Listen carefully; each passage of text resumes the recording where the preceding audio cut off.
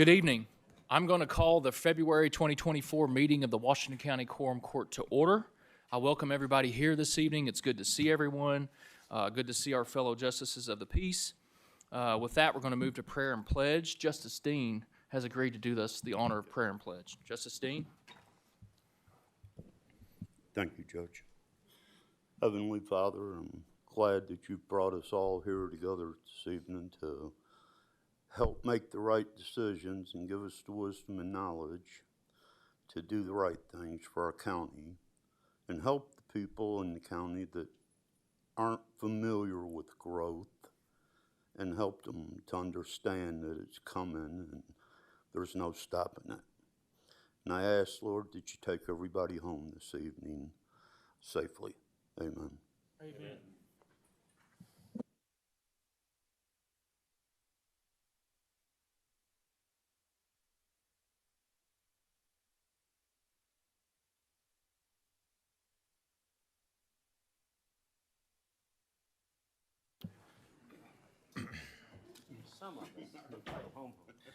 Thank you, Justice Dean. With that, we're going to move to the adoption of the agenda. Do I have a motion to adopt the agenda? Second. I have a motion to adopt the agenda. Wait a minute. I'm sorry. Hold up for just 1 second. I need some help this evening. We've received word that item number 11 needs to be removed from the agenda. That is the conditional use permit for the Kindness in Motion project.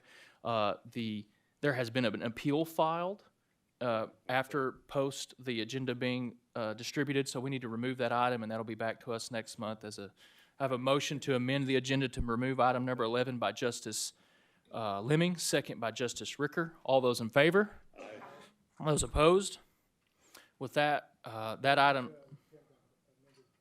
I have a motion to pass the agenda as amended by Justice Lyons, second by Justice Dean.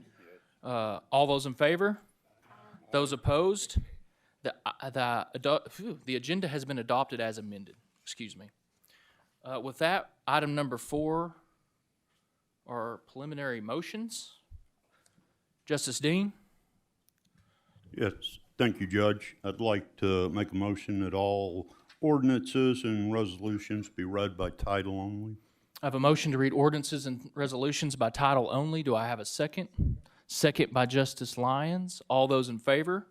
Aye. Those opposed? Ordinances and resolutions will be read by title only. Next up, we have a citizens' comment period. We have a 15-minute comment period with a 3-minute limit per individual. If you want to speak, come forward and state your name and where you're from.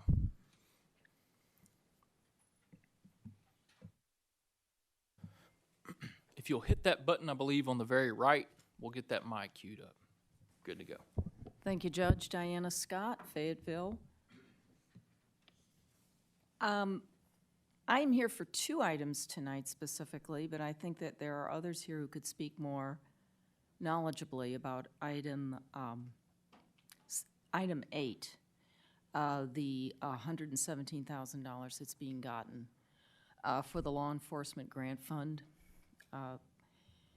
I find that really tragic that we have to work in cahoots with ICE and make our citizens feel like they're on very thin ice when it comes to their rights in this city.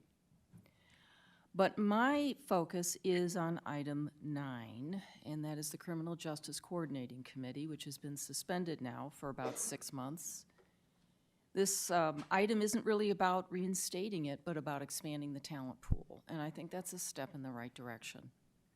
So I'm very eager to see what transpires tonight where this ordinance is concerned. Thank you. Thank you. Next up, public comments. Kyle Lyons, Washington County. Judge, thank you. You've addressed this issue, I think, at last month or a committee meeting. I want to go back and talk about on January 13th, there was a pursuit by the Arkansas State Patrol. They ended in the death of a law-abiding citizen, which is tragic. Immediately, the Arkansas State Police was to blame due to the pursuit. This includes the victim's brother, who has initiated a petition to review the pursuit policies. The perpetrator, Cargill, was the suspect, was reported to have been driving recklessly. So who knows what law-abiding citizen he may have harmed or murdered just simply by driving recklessly before the pursuit started. Additionally, Cargill has had many encounters with Bentonville and Washington County police. He'd been arrested in both counties multiple times and was out on bail from multiple offenses that he hadn't even met court on yet. So really, if you look at the full picture, had Cargill been in jail where he should have been, given his record and his offenses, he would not have been driving recklessly, the pursuit would never have happened, and David Pemberton would have not died. Plain and simple. It's that simple. The real cause of David Pemberton's death is that Cargill was not in jail, and overall, Cargill is at fault for David's death.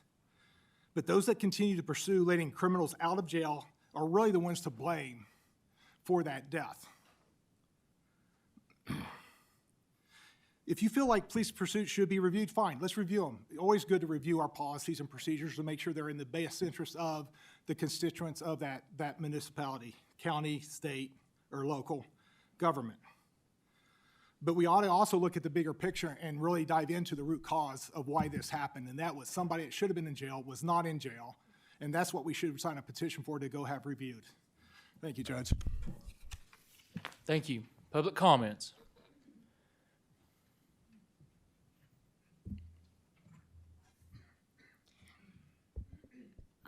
Hello, my name is Serene Bokame, and I go to Sonora Middle School, and I am Marshallese, but I was born in Arkansas.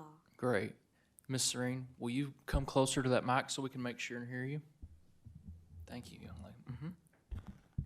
And I am here today because my dad, on January 1st, there was people that came and took my dad, and I didn't know what really happened, but ever since this year started, me and my siblings and my mom have been struggling because my dad was not here to be by our side and protect us. And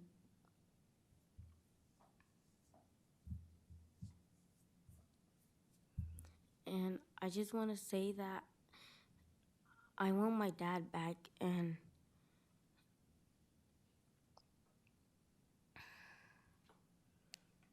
I just want, the last time I saw my dad was last year, and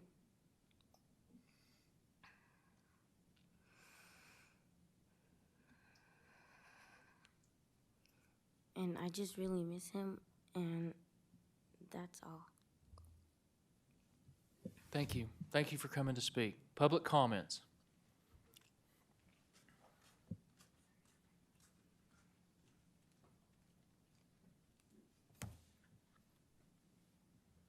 Hello, my name is Carolina Bien, and I live in Springdale, Washington County. I'm here to humbly ask you to end the SCAP program. In my understanding, SCAP is a voluntary program in which we don't have to participate in. SCAP incentivizes the Washington County Sheriff's Office to hold undocumented individuals, and oftentimes individuals who are believed to be undocumented. This to me sounds like racial profiling. SCAP participation erodes our immigrant community's trust, and it creates a two-tiered system of justice in which immigrants are treated differently in the justice system. We shouldn't be selling information to ICE that allows them to target our immigrant communities. Law enforcement should keep us safe, not funnel our friends and neighbors into the ICE deportation machine for money. So once again, I urge you to please stop the SCAP program. Thank you. Thank you. Public comments.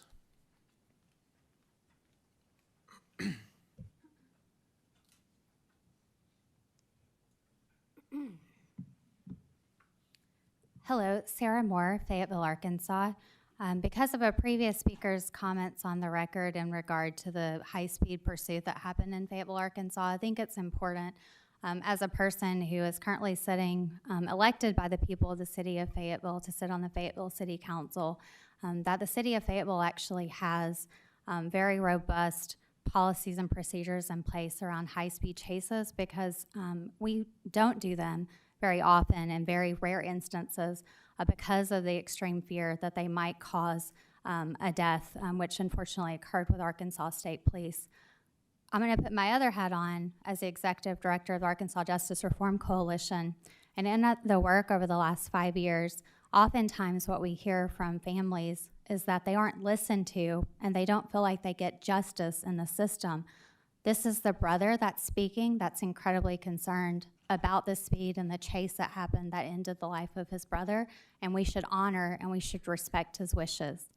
I do hope there'll be additional conversation about how we partner together to keep our community safe. But as a person who lives in Fayetteville and represents Fayetteville's residents, I think it's incredibly important that we understand and respect too the boundaries and the areas of the areas where this chase took place and the wishes of those people living within it. I additionally want to talk about the Criminal Justice Coordinating Committee, because that's a body that can be talking about different policies in the criminal legal system that can help to improve it. We talk about when we label somebody in this inflammatory criminal word. I know many people are folks of faith, and we often talk about about sinners, and the fact that if you really think about what a sin is, what you commit some kind of wrong against someone else, that in effect is just like our social code that we have, our criminal code, whenever you break a rule. At the end of the day, we all have our humanity, and when we make one error or make an error, we have to pay for that and be accountable. But I hope that our humanity and seeing one another together in community, we understand that it doesn't create any increased community safety by an eye for an eye, leaves the whole world blind, if you're familiar with that text. By continually punishing, we don't improve community safety. All evidence points to the fact that actually increases the fact of recidivism, overdose deaths for people who are struggling with addiction. It decreases the baseline and hurts individuals that are struggling with mental health conditions. And I want to applaud the CJCC that was put in place the warrant clinics, which are happening on Tuesday, February 20th at St. Paul's from 9 a.m. to 2 p.m. We're so proud of that finding of a solution for how we can help the community and improve community safety by clearing out court obligations and helping the taxpayer. Thanks, Ms. Moore. Your time has expired. Thank you very Yep. much. Public comments.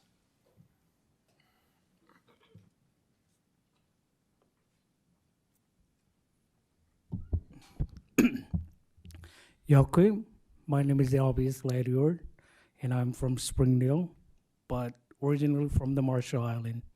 I moved here when I was 9 years old. That was like 97. And I call Springdale my second home from home sweet home.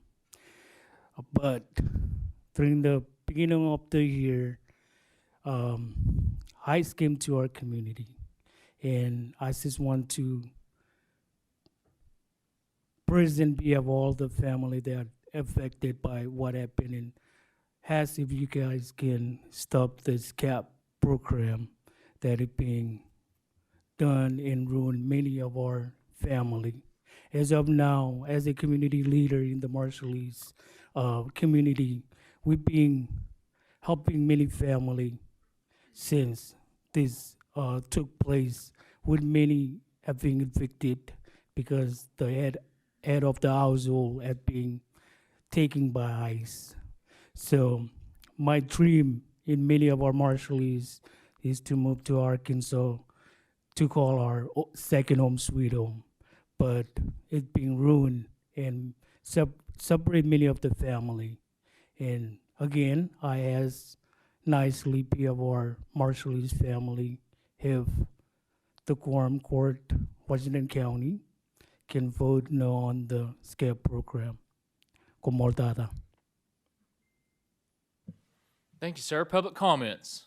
We've got time for one more speaker.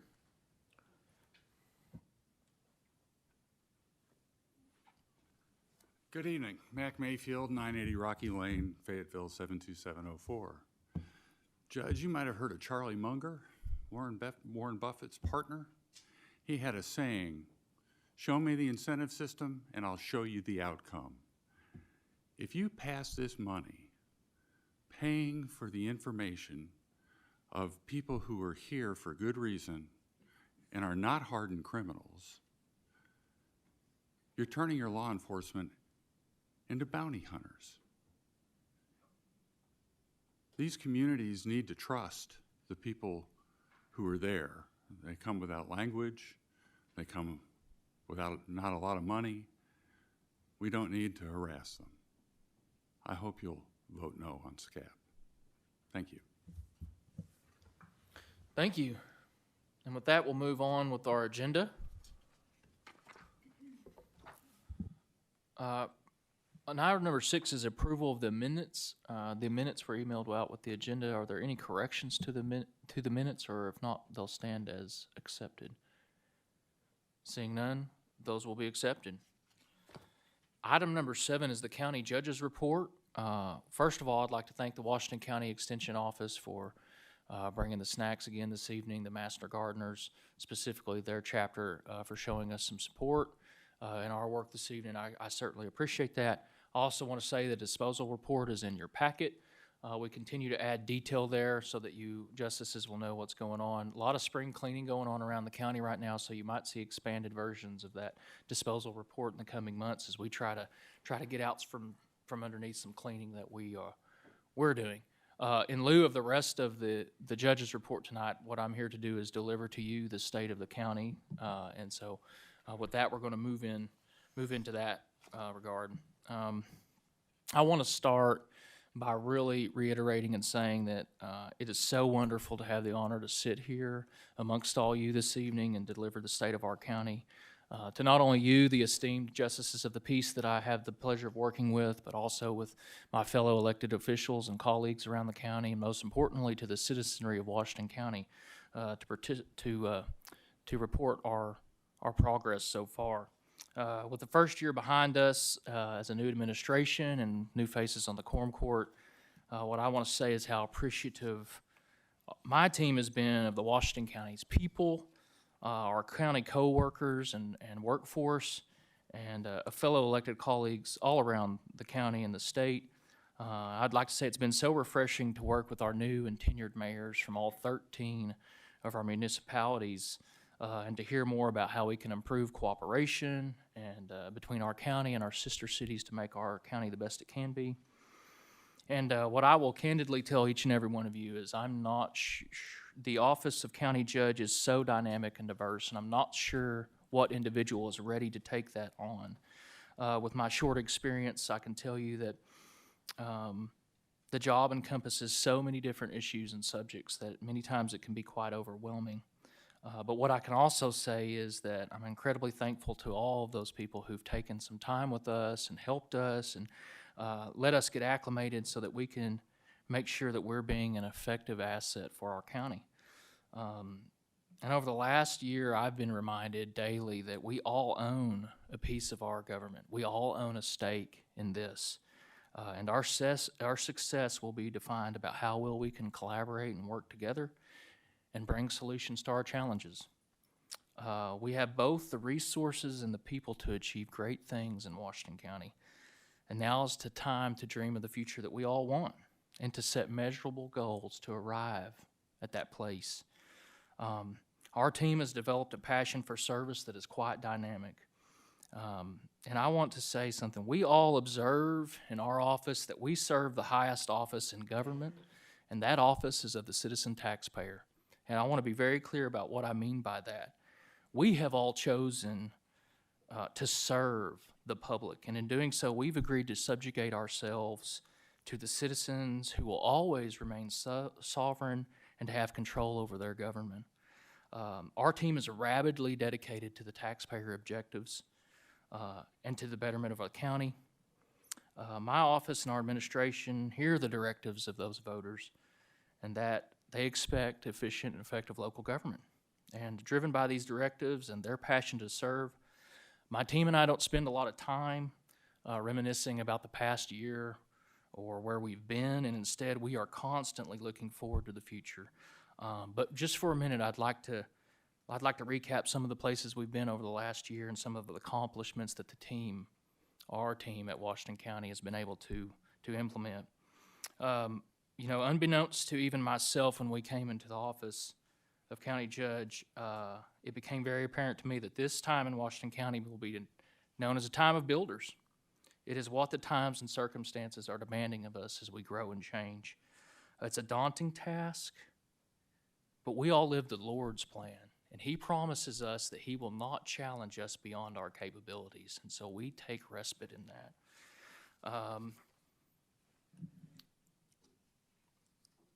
I would like to start by highlighting our grants department led by Dr. Russell, who continues to set records by administering over $11 million in new and renewed grants for 2023.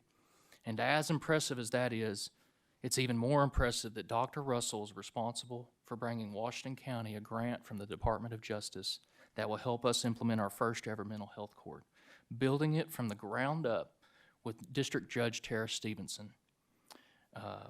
This will be a tremendous addition to our response to our criminal justice challenges.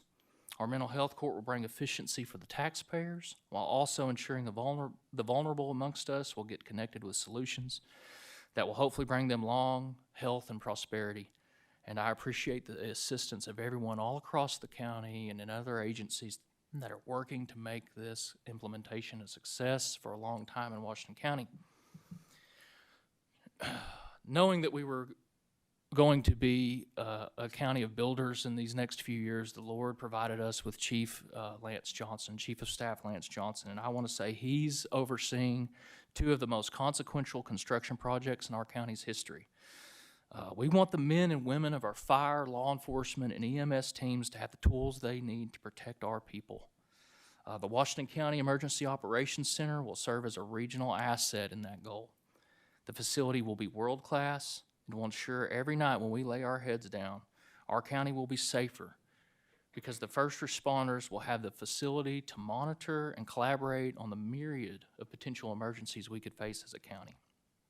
I also want to talk about our COVID mitigation CMP project at our Washington County Detention Center. And I want to continue to reiterate how critical that is to bringing our facility back to operational safety in a post-pandemic world. The reality is our detention center was never designed with the pandemic in mind. The CMP at its core is a safety valve for the dedicated men and women of the Washington County Detention Center. This relatively small project will serve the officers and healthcare workers that keep our inmates safe and healthy while they are in our care. The foundation of our criminal justice system is to ensure we have adequate resources to take dangerous criminals off our streets. Washington County is currently exposed in this area, and we're committed to seeing these improvements through, and we will tirelessly bring them to reality. In October, Washington County joined the Arkansas Wireless Information Network, AWIN, after taxpayer investment to upgrade our communications infrastructure. Director Luther and his team and all of our first responders all around the county oversaw a commendably smooth transition. This project started in earnest many years ago and is a shining example of how our county and our wonderful municipal partners can work together to collaborate on critical issues. With the support of our taxpayers, the county delivered the results to allow increased collaboration by allowing agencies and multiple different agencies to have interoperability while also greatly improving the coverage and quality of our communications all around our large county. The Washington County citizens should be proud of their investment in our future and our safety. You know, while we reflect on those accomplishments, we always have to stay focused on the horizon ahead of us. We face some key challenges in the years ahead. The quality of our dedication and the solutions that we implement to solve these issues will dictate the path we take well into the future, and our future generations will own the consequences of those decisions. Failure will stunt our growth and has the potential to remove opportunities for all the citizens of our county. A few of these challenges will start with planning and zoning. We all witness the tremendous growth our area is seeing on a daily basis. Growth and change are impacting our region with full force, and we can either harness that change or we can let that change happen to us. As promised, and after months of hard work, and in cooperation with the Regional Planning Commission, my office will be releasing a comprehensive rewrite of our county's planning ordinances. And the goal of this ordinance is to give both applicants and neighbors an orderly, straightforward, and fair process in a more traditional zoning approach. The best thing we can do is empower both business owners and private landowners with the opportunity to plan for the future, plan for growth, and change, all while balancing minimal government intrusion into our constitutionally protected property rights. I look forward to introducing that ordinance, and I look forward to working with each and every one of you to get that passed for the future of Washington County.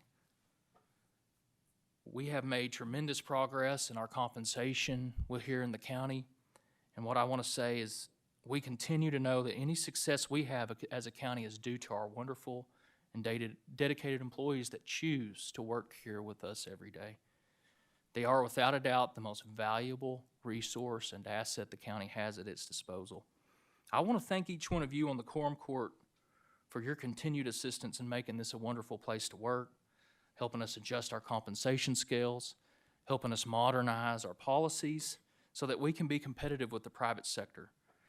And there's more work to be done.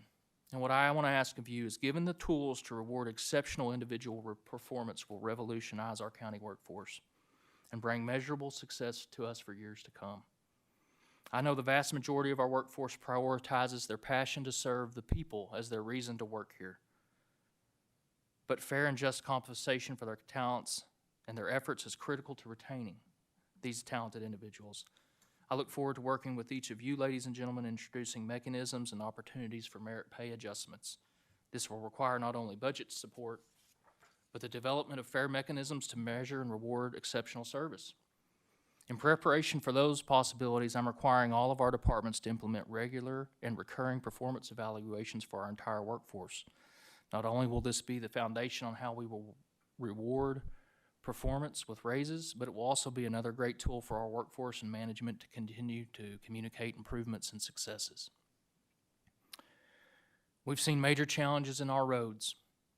It's my assessment that the county broke our covenant with the taxpayers of Washington County regarding our roads and road infrastructure. The road department suffered from poor leadership for a number of years, and that resulted in our county undertaking some very unfortunate projects, while at the same time neglecting our main mission, which was our road infrastructure and network. Over the last year, our road leadership team has worked tirelessly to restore pride amongst our workforce. We've sacrificed to eliminate nonsensical projects that have hung over our department like a dark cloud.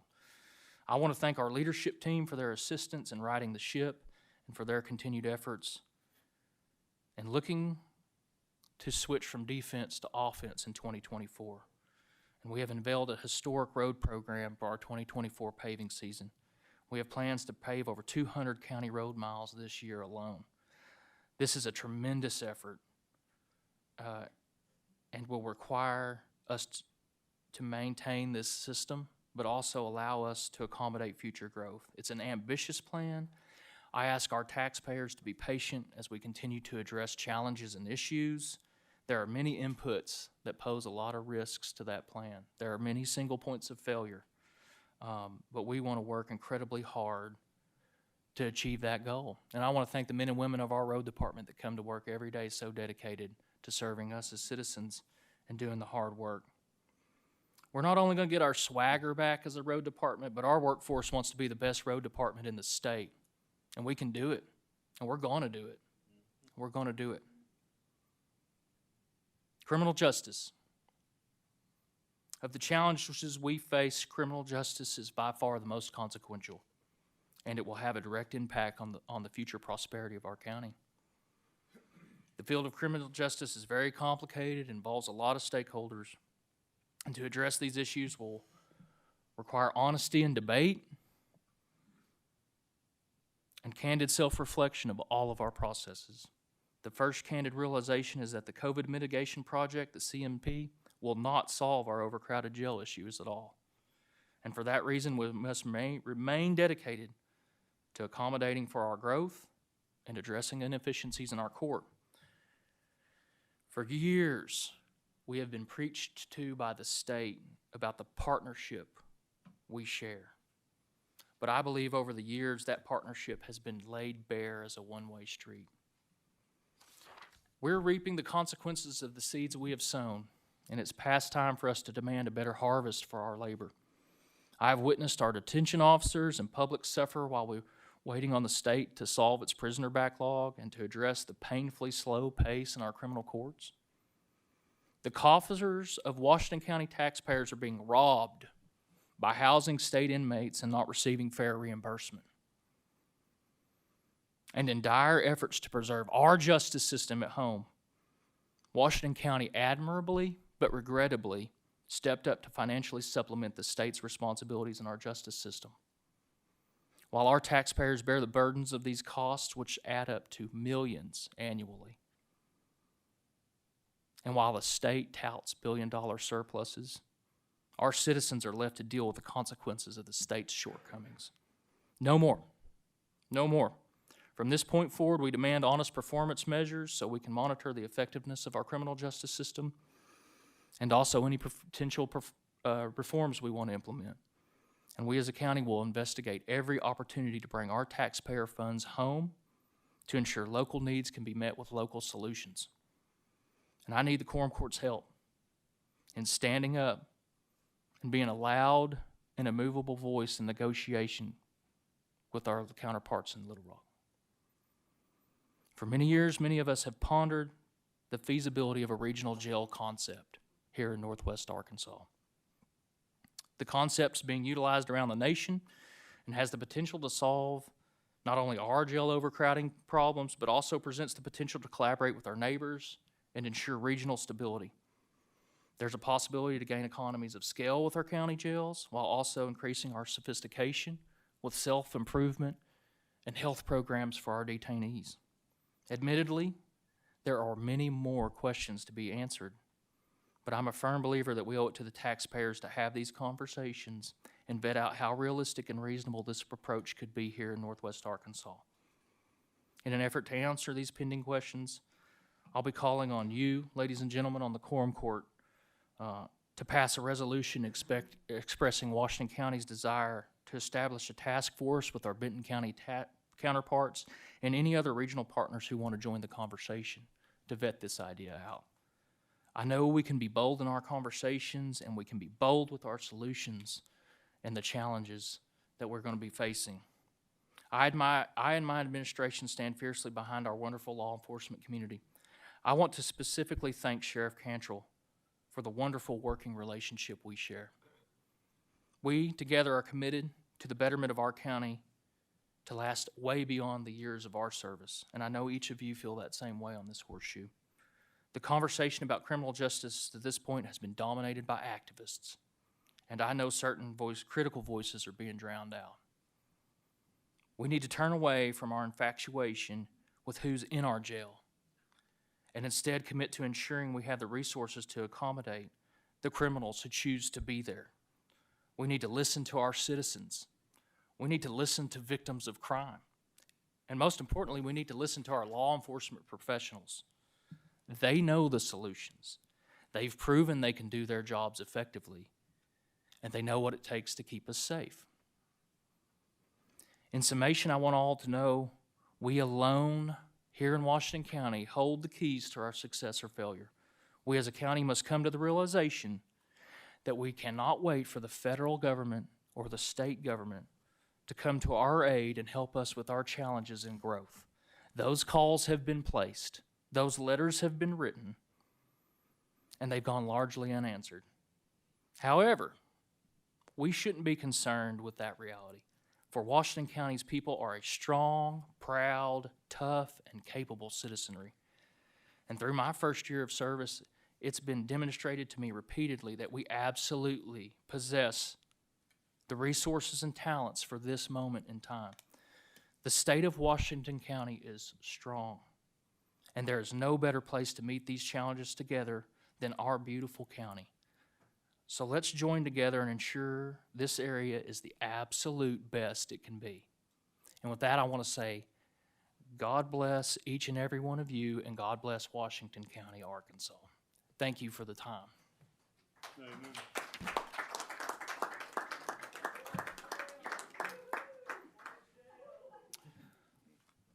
With that, we're going to move on to item number 8 this evening. Counselor, will you read that by title only? An ordinance anticipating additional revenue in the amount of $117,953 in the Law Enforcement Grant Fund and appropriating said $117,953 from the Law Enforcement Grant Fund to the SCAP FY 2023 budget for 2023. Justice Ricker. Motion to pass. Motion to pass by Justice Ricker, second by Justice Lyons. Any further discussion or questions? Justice Lyons? Thank you, Judge. I do support this. I think it's clear from my previous comments over the last several months. But I do want to address some points that have been made up over last month and I think tonight. It's very unfortunate that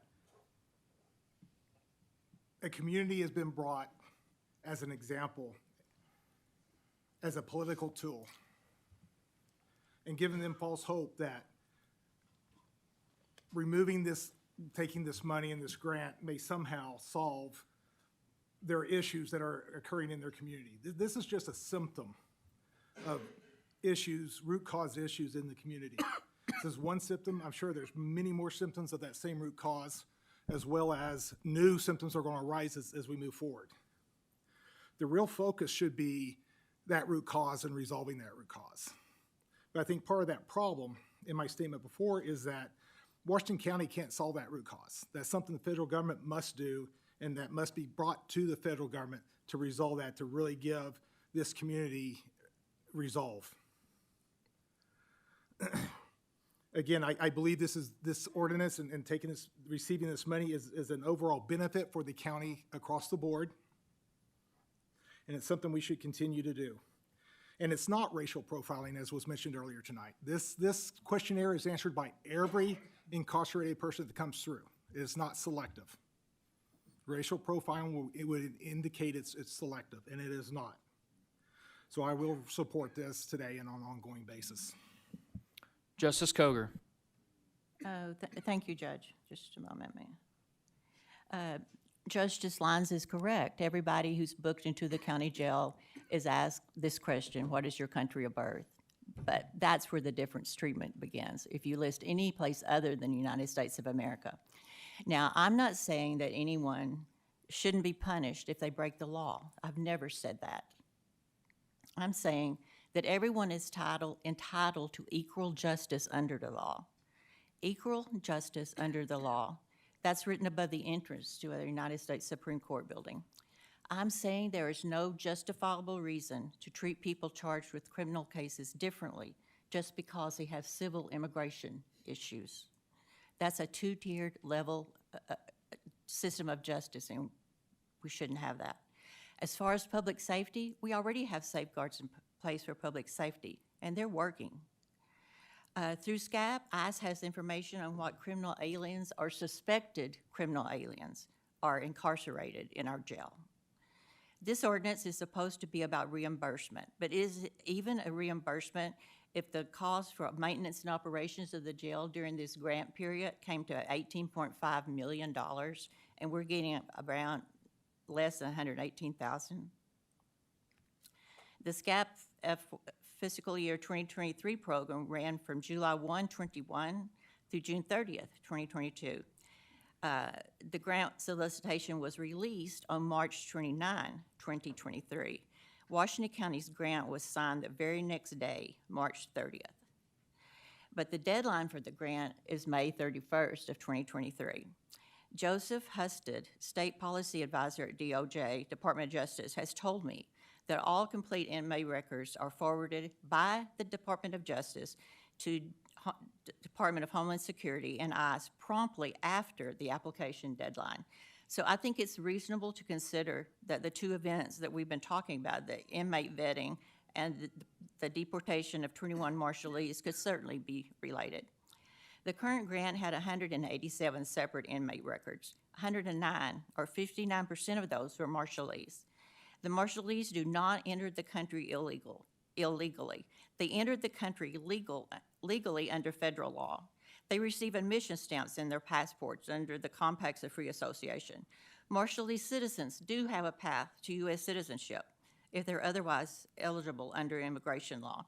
Two requirements of SCAP to be considered undocumented are if, as of the date of incarceration, that individual has no legitimate claim under federal law to be a U.S. citizen or U.S. national. The Marshallese can become U.S. citizens, and the individual entered the United States without authorization under federal law to do so, or entered the United States under a legal authorization that has expired, or is a subject of deportation proceedings. At least for SCAP purposes, the deportation or exclusion proceedings do not start until after an individual has been convicted. I've written the Department of Justice about that, why the Marshallese are even considered under SCAP. I have not heard back. Every day, Washington County spends thousands of dollars to incarcerate people. But under SCAP, we only get paid if we sell the federal government certain very specific inmate information. If DHS and ICE don't use SCAP information to locate and deport people, then it just doesn't make sense that they pay us for that information and then even demanding it in a specific format, but then do nothing with it. That's what ICE is, Immigration Customs Enforcement. That's what they do. I have met recently with many people in these affected communities and in our immigrant community, and here's what I'm hearing from them in their own words. If the county is seen as an extension of ICE, people are less likely to report crime or to serve as a witness. This applies not only to people with immigration issues, but also to U.S. citizens who may have undocumented family members or reasons to fear becoming an ICE target. This distrust harms public safety for all of us. That's what people in the affected communities are telling me. When someone directly impacted by something is telling you something is harming them, you need to listen to them. I urge my colleagues tonight to vote against this ordinance, and we should not be selling our personal information on our immigrant neighbors to the federal government where they could possibly eventually face deportation. That's another level of justice for one specific group. If that's not racial profiling, I don't know what is. Thank you. Thank you, Justice Coger. Any further discussion, questions? Justice Simons? Thank you, Chair. I had several detailed conversations, one of which with our sheriff. Thank you, Sheriff Cantrell, for taking the time to visit with me while he was out of town at a previous engagement. But this is a reimbursement. This is a reimbursement of resources that, as you mentioned in your State of the County, Washington County spends resources to fix a problem that is a state and federal responsibility. And so we aren't buying information, or they're not buying information from us. They're reimbursing us for funds that we're using that's not our responsibility, but we do it because it's our responsibility to keep the citizenry safe. And so first and foremost, this is a reimbursement. It's also, if we're going to talk about requirements of this program doesn't incentivize or even drive enforcement. Until recently, the data that we were sending was multiple years behind, 2 to 3 years behind. So to suggest that someone could come into Washington County, be reported in through this SCAP program, and then face immediate, being removed from the country as a result of this is just inaccurate. Now we're 6 to 8 months behind, which is an improvement, but still delayed by 6 to 8 months. So the people who are coming in and subjected to this program are not immediately being picked up and removed or going through any kind of process in any meaningful, direct way. Also, the requirements of SCAP. These aren't people who are being picked up and booked into our jail awaiting arraignment or allegedly being accused of crimes. They are people who have been convicted, found guilty through our court system of either a felony or 2 misdemeanors, and then have found themselves consequently back in our jail for at least 4 consecutive days. So they have, at this point, habitually been on the wrong side of our legal system at a level that constitutes misdemeanor or felony conviction and the consequences that those face, and have now found themselves back on the wrong side of our process. So yes, those are people that we should be paying attention to, because if not, some of those folks might wind up killing our neighbors or our police officers or things like that. So it's important to take note of habitual criminals. Now, there are a ton of people who are negatively impacted by this program. But those folks are being negatively impacted by the decisions of the people who are coming through this program, not by our law enforcement. Our law enforcement are not being driven, their enforcement of the law is not being driven by a program that funds a small percentage of our operating expenses. You're right. But this is a subsidy that is well earned because we're using our resources to fix problems that aren't our responsibility, but we're taking that into our responsibility again. So yes, I support the reimbursement of funds that we use as taxpayers of our county doing the federal and the state government's job. But this does not drive enforcement. Thank you, Justice Simons. This is a timely point in the meeting to remind everyone, we have to keep these proceedings orderly. The gallery must remain quiet. I will have you removed from the meeting and invite you to spend your evening somewhere else if we can't adhere to that. Justice Hires? Thank you, Judge. I just want to address everybody out here, and I want to tell you that when I see the community coming to the meetings, I don't see you being brought here as a political tool. What I see is a community that's here because they want a seat at the table. And to the young woman that came up and spoke earlier, I'm a teacher. I am so in awe of your bravery of coming in here and speaking tonight. I just want y'all to know I have never voted for this in my 6 years being on the Quorum Court, and I will not vote for it tonight. Thank you.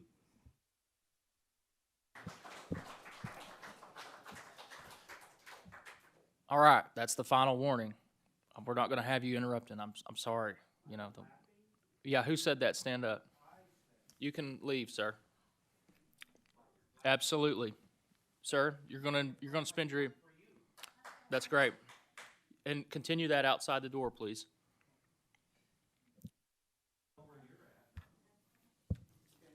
Justice Coger, do you have follow-up? Yes, I do. I was trying to take notes as Justice Simons was speaking. I just want to say that when it was said that they're not buying information, well, we only get paid if we give them information. I don't understand how that's not selling information.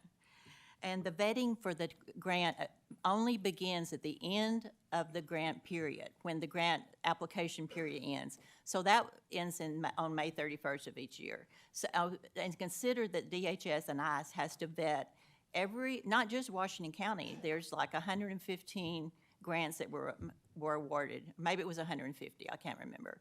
SCAB grants that were awarded this year. Some of them were huge amounts, like in California and Texas. So that takes a long time. So I think the fact that, I think 6 months is not that long.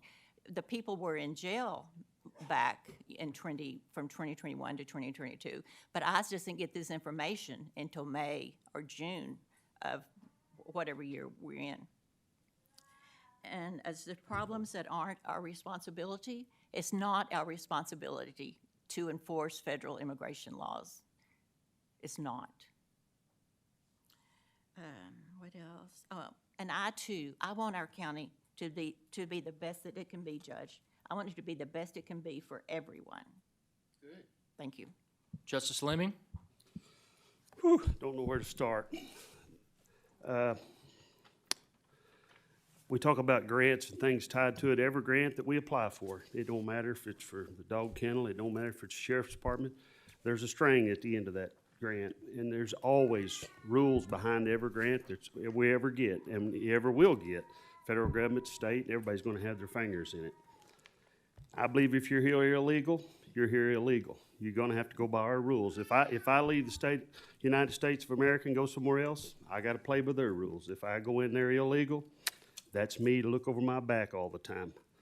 I know a lot of Marshallese that own chicken farms, and I don't see one of them here tonight griping. They love coming to the United States. They love to be here and raise their chickens and enjoy life here. And I've yet to see one of them that's here griping about it. They just, and if you're here illegal and you're here causing trouble, and if you're here and you're a felon, I'm sorry. I do everything I can do to keep my name clean, don't go to jail and get in trouble. So I'm gonna be supporting this, and I'm gonna call the question. I have a motion to call the question. That motion is non-debatable. Dave, will you please call us a roll? This is to call the question.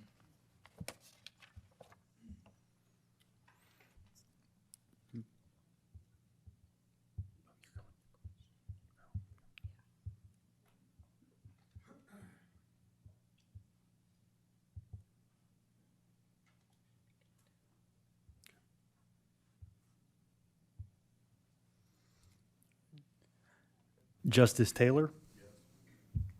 Justice Wilson? Justice Simons? Justice Lyons? Justice Dean? Justice Washington? Justice Coger? Justice Dennis? Justice Hires? Justice Rios Stafford? Justice Lemming? Justice Ricker? Yes, sir. Justice Pond? Yes. The motion carries. Debate has been ended. With that, we'll move into public comments. Are there any public comments on item number 8?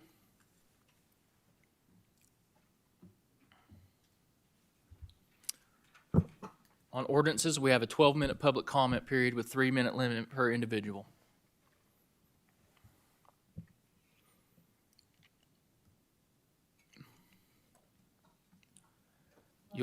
You'll have to hit that button on the very right for me, Miss Tiffany. There you go. Thank you. Gladys Tiffany, Fayetteville. It's really distressing to hear people referring to the people that we're talking about tonight as felons and murderers and things that have nothing to do with the people who are actually have been deported and whose children are here to say that they would like to have their father come back. We're talking about traffic tickets.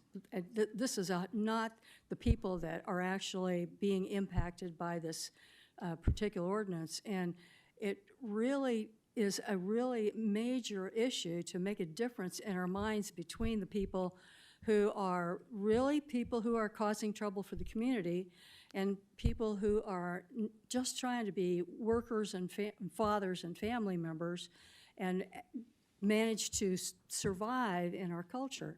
And I hope that the justices can really keep in mind that we are not talking about felons and murderers. That's not who we're talking about. And there are a lot of people who are being impacted by the immigration system who need to have their cases reviewed carefully in order to be fair to them. And this is not the kind of situation that's happening with the SCAP thing. It really is just across the board is not really having the kind of impact that I think our county wants to place upon our immigrant community. These are our workforce. These are our neighbors, and these are people who actually have families that care about them and love them deeply. And we need to be taking that into consideration when we're thinking about how the policy we set really has an impact on them. Public comments.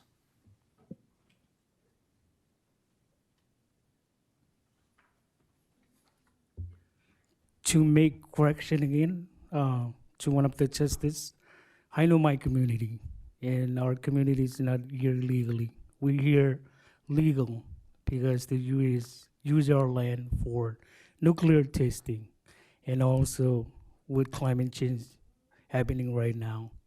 And I know my community, and I know there is no Marshallese own chicken farm, but here we are here working at the chicken food poultry, and we are here today to save food no on the scab. Anyways, once again on the record, there is no Marshallese own chicken farm. Okay, public comments.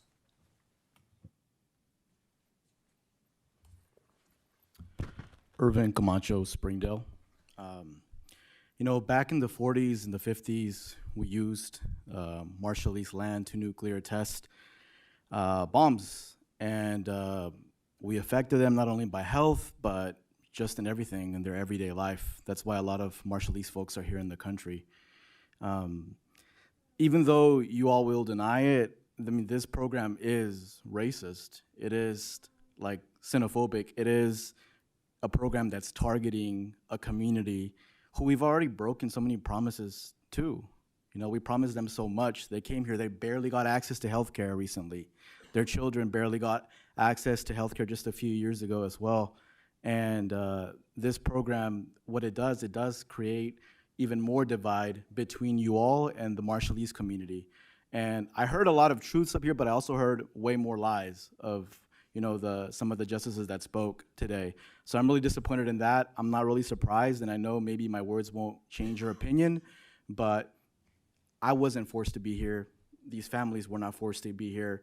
You're impacting their lives with your decisions that you're making today and that you've made for the past few months. So I really hope you take that into consideration when you make your decision tonight. Public comments.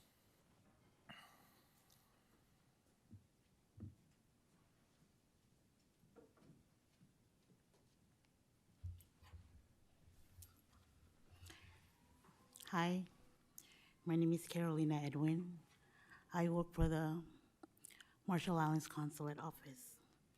As a public servant of the people of the Republic of the Marshall Islands, I was here to ask you to vote no. This program is aimed at undocumented aliens.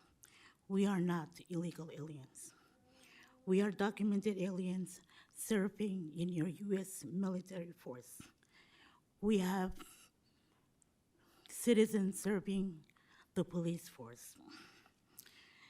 We are documented aliens authorized to work and live in the United States indefinitely.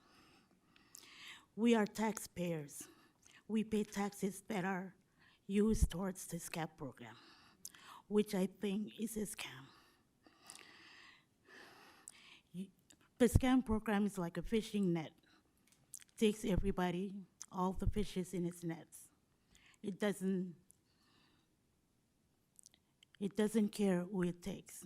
You are taking fathers who have served their time, sons who are taking care of their elderlies that we brought back from the Marshalls because they're sick.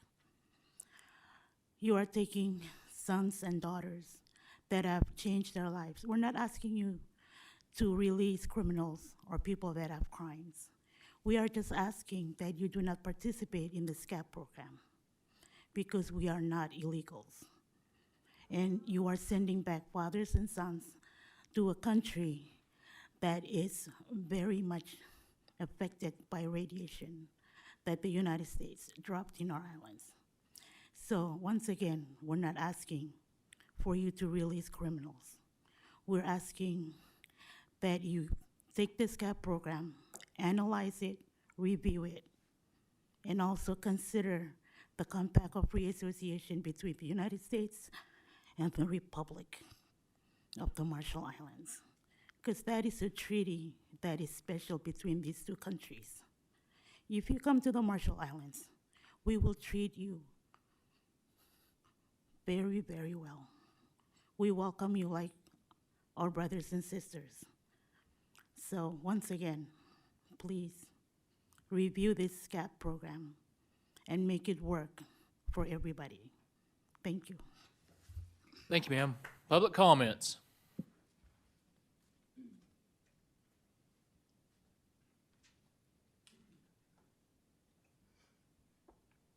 Good evening. My name's Beth Barham. I live in Fayetteville.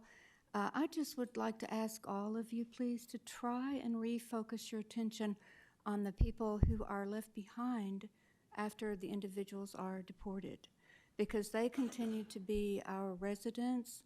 They continue to be people who are here as our neighbors. They deserve to be supported. And in some cases, if they have children, already you're creating trauma for the wives and the relatives that are left behind. If they have children, such as the young woman who spoke to us before the meeting really got underway here on this topic, those children can be marred by that and affected by that and traumatized by that the rest of their lives. Now, I beg to differ with the characterization of a person with 2 misdemeanors as somehow habitually criminal, and that they stay on in the jail for 4 days as though at their free will they wanted to stay there, and that just sort of shows they're criminal. Something about the way that was expressed doesn't sound right to me. And I just would ask for you to, again, refocus on the families that are still here. So you pass along this information, the people get more expeditiously deported. It just means more expeditiously you've inflicted some harm on that extended family. So I just ask you to think about those people, because you're responsible for those people. They're here. You know, you are responsible as the county elected officials to take care of and protect and help those families. Is this going to do that? I don't think so. So that's all I wanted to say. Thank you. Public comments. We have 2.5 minutes left. Sarah Moore. There's been a lot said tonight, but I'm still from Fayetteville. There's been a lot said tonight, but what I really want to center the conversation as you go to vote is that there's a lot of different buzzwords put out there. There are things like collaboration, and we're one Washington County, and we work for all of you. But sometimes our actions don't match those words. And I'm asking for you tonight to really consider, when you make this vote, are you making sure that you're taking care of everyone in Washington County who's paying taxes? Are you making sure that all of our well-being is being upheld? I mean, are you making sure that government is working for everyone? Because I can tell you from personal experience, as I've talked to these 11 families so far, haven't found every single man, unfortunately, has disappeared from his family, which is tragic. But the ones that I have really struggled in our community, and they don't feel like they're getting services from Washington County that are benefiting them. They don't feel the collaboration. They don't feel that they're a part. And so when I also hear words that are inflamed and dramatic, like activist, whenever we're concerned community members, some of us might become more impassioned because we see our elected officials maybe aren't listening to us. We are still taxpayers. We are still in community with you. We are still your neighbors, and we're going to be here whether you listen to us or not, but I hope that you'll hear all of us, because going back to those buzzwords again, you're collaborative, you care about all of us in Washington County. We all want to thrive together, and we're not thriving when we're breaking families apart. When you participate in SCAP and other federal programs, you rip families apart. It is so hard to talk to these families who have a 1-year-old child who potentially will not see that child grow up because the father is going to be deported back to the islands. Family planning, where they're having to discuss how they might be able to take everyone back to the islands. Individuals who have a child who has a heart condition that's trying to figure out, can we manage? Is Washington County working for all of us when you participate in this program? The answer resoundingly is no. The only morally right thing you can do tonight is say no to federal programs that continue to harm our community. Thank you. With that, our public comment time has expired, and we're going to take up the item. I have a motion to pass item number 8 by Justice Ricker and a second by Justice Lyons. Mr. Allen, will you please call a roll on item number 8? Justice Taylor? Yes. Justice Wilson? Yes. Justice Simons? Yes, sir. Justice Lyons? Yes, sir. Justice Dean? Yes, sir. Justice Washington. Justice Coger. Justice Dennis. Justice Hires. Justice Rios Stafford. Justice Lemming. Justice Ricker. Justice Pond.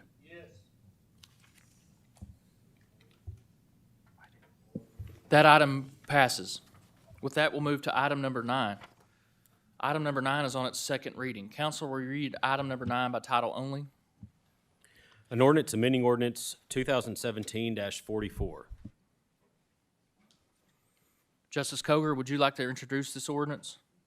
I have a point of order first, Judge. All right, what's your point of order?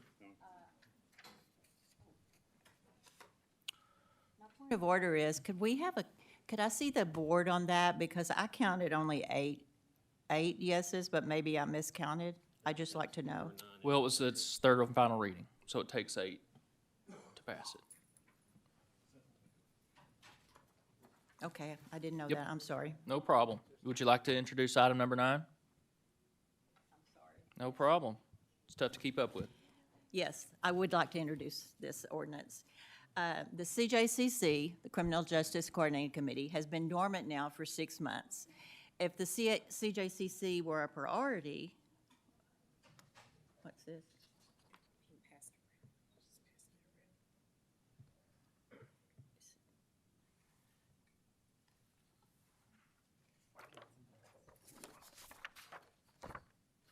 Okay, I'm sorry, let me get back on track. Evidently, this is an amendment. Okay, where was I?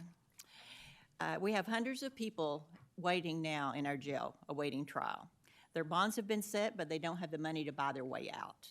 Before the CJCC was suspended, they were just beginning to work on pretrial services, and that would be a huge benefit to address our jail overcrowding. People are being released anyway every day from our jail, but they're being released without support and without being connected to resources that they need to help them stay out of jail, to make court appearances and court order appointments. The CJCC will be needed for our mental health court, which the judge mentioned in his opening. The mental health court will have to work closely with the Crisis Stabilization Unit and other mental health care providers. The CJCC is required under the DHS rules and regulations in order to operate the CSU. We paid $70,000 for the National Center of State Courts to study our entire justice system, and their top recommendation was that we have a Criminal Justice Coordinating Committee, a group of decision makers that would be in one room together where they could make decisions then and there about our criminal justice system. Board membership is very limited under the original ordinance, which I'm seeking to amend. Several of those authorized to serve have already term limited out.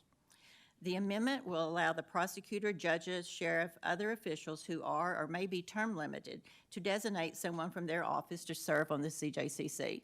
The judge mentioned a few meetings ago that he had trouble finding people willing to serve. I also included members of the public because that's very important in order to have community buy-in. The National Center for State Courts and the National Institute of Corrections recommend that CJCC membership include members of the public, including previously incarcerated individuals. We have the University of Arkansas Law School, a social works program, and a sociology and criminology department. We have a broad base of members of the public to choose from who have justice involvement experience and a training to serve on the CJCC. With this amendment, I'm only trying to broaden the base of membership so that we can have an operational CJCC that we need to address our jail overcrowding in Washington County, and therefore I make a motion that this ordinance pass. And I want to say also, Judge, that I did ask for a copy of any amendment before tonight so that I could study it, and I didn't receive that. Justice Coger, contrary to your continued criticism of my office, I respect the dignity and the separation of powers between us and the Quorum Court. I didn't have an amendment earlier today, and I didn't ask anybody for it because I respect the work of this body. With that, Justice Lyons? Thank you, and I'll confirm that you did not have the amendment until today. So just in general, I'm on the fence with the CJCC. I'm not sure, because I've not seen results. They have recommended and we have implemented several programs out of the CJCC based on the NIC report, which, as my understanding, was supposed to reduce the overcrowding in jail population. And based on the numbers I've seen, it has done neither. Our jail population since the CJCC started implementing these programs has increased and only making the overcrowding worse. We'll continue to look at that as we walk down that, but on this amendment specifically, I have an amendment to it that, if we can pass this amendment, I can support the ordinance at that point. The first is within Article 2 where you talk about local correction officials, a prosecuting attorney, law enforcement officials, county officials, or his or her designee. I would like to add from his or her department. Additionally, at the bottom, I've added to be considered for the CJCC board member, medical professionals, mental health professionals, and members of the public must have and provide documentation of one or more of the following qualifications: master's level or better in a mental health degree and 10 or more years of experience actively practicing in a mental health profession, 20 or more years experience actively serving in a full-time law enforcement position, 20 or more years practicing in the medical field as a doctor or nurse. I propose this amendment to this item. I have a motion to amend the ordinance by Justice Lyons, a second by Justice Dean. Please forgive me, as chair, I don't believe I obtained a second for the original motion. Ms. Justice Hires, if I missed that, I apologize. I have a motion to amend as written by Justice Lyons, a second by Justice Dean. Further discussion? Justice Taylor? Thank you, Judge. This is more of a procedural point, or a couple. Unfortunately, for all of you sitting here, this is what I do for a living. There are a few typos in that amendment as written, and I don't know if we should amend that here or what the proper procedure I would would be. defer to our parliamentarian, but I'd also say if there's Scrivener errors, maybe that can be corrected. Yeah, that's I mean, what I'm getting if the at. overall intent of the ordinance is maintained, if you feel it is, then I think. Yeah, I just noticed them and had to say something. Okay, absolutely, gotcha. Send it through you next time. Justice Hires? Thank you, Judge. Appreciate the sentiment behind the ordinance, but I'm really wondering where we are going to find people that have these qualifications, a master's level or better, in a mental health degree, 10 or more years of experience actively participating, or 20 more years experience actively serving in full-time law enforcement position, or 20 or more years practicing the medical field as a doctor or nurse. How are we really going to find the people that we need to serve on this committee when we are really shrinking the pool here of people that are going to be willing with these qualifications to serve in an unpaid voluntary position? I think that this is way too much. This is very limiting as to who could actually serve on this committee. I can't support this. Justice Washington? Thank you, Judge Deakins. So my question would be if we could get a rationale as to where these numbers came from. For example, what makes someone more suitable to serve if they've been in the mental health profession for 10 years versus someone with 9 years or 20? I just wanted to know what the rationale was behind these numbers, and is there any data to support that someone with this number of years of service would be more suited to serve on the coordinating committee? Justice Lyons, you're welcome to answer that question if you want to, but if you're not open for questions, that's understood also. Justice? I looked through, for the degrees, I looked through the degrees and what degree was required in the mental health area to be in certain practices and I thought that the master's degree and the practices that was required for that degree that they would then go out and practice was more aligned to the knowledge that would be required to serve in this capacity. The years is just a perspective of mine of what it takes in any profession to become good in your profession, have the knowledge and the background that would be looking at these decisions that need to be made and provide the best the best recommendations possible out there. I think there needs to be qualifications. I don't think I belong on that board. I wouldn't meet any of these qualifications. I don't think I should sit on that board. I don't think I have any qualifications to sit on that board.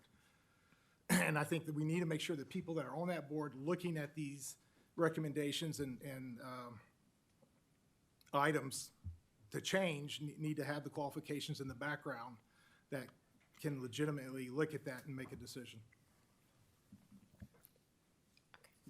Okay, thank you for the answer. So my thoughts on this is that this is very restrictive. If we're already saying that we're finding it difficult to find people to serve, this only complicates it more. And in my experience in all the boards that I've ever sat on, there has been a very diverse mix of skills, abilities, ages, and all of those things. Because the truth of the matter is just because someone has been in a field for 10 years doesn't necessarily mean that they're good at it.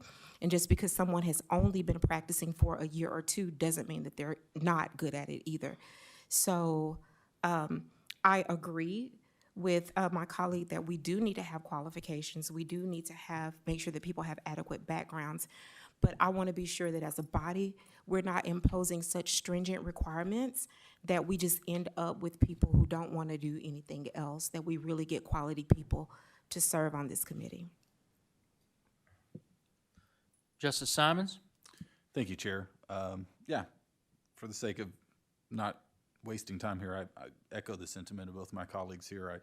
I really appreciate the sentiment behind this and the direction that we're going. I do think there needs to be qualifications. A question, and Chair, this might be something you can quickly answer for me. Is it you and your office that appoints the people that sit on this, or would that come before us as a body? That's correct. We would appoint them. You would appoint them, not the Quorum Court? That's correct. Then I would recommend a friendly amendment that we would trust your office in determining the qualifications needed and in favor of this very stringent requirements that really do narrow an already hard to fill pool of candidates to meet that. So.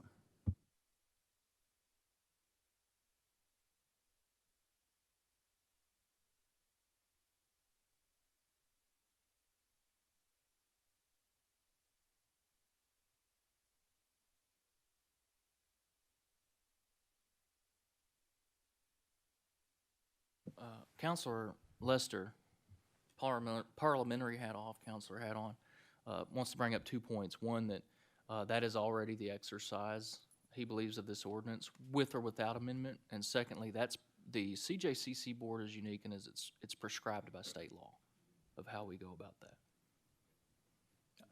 Yes, sir, absolutely. Sorry. Didn't notice your mic was off.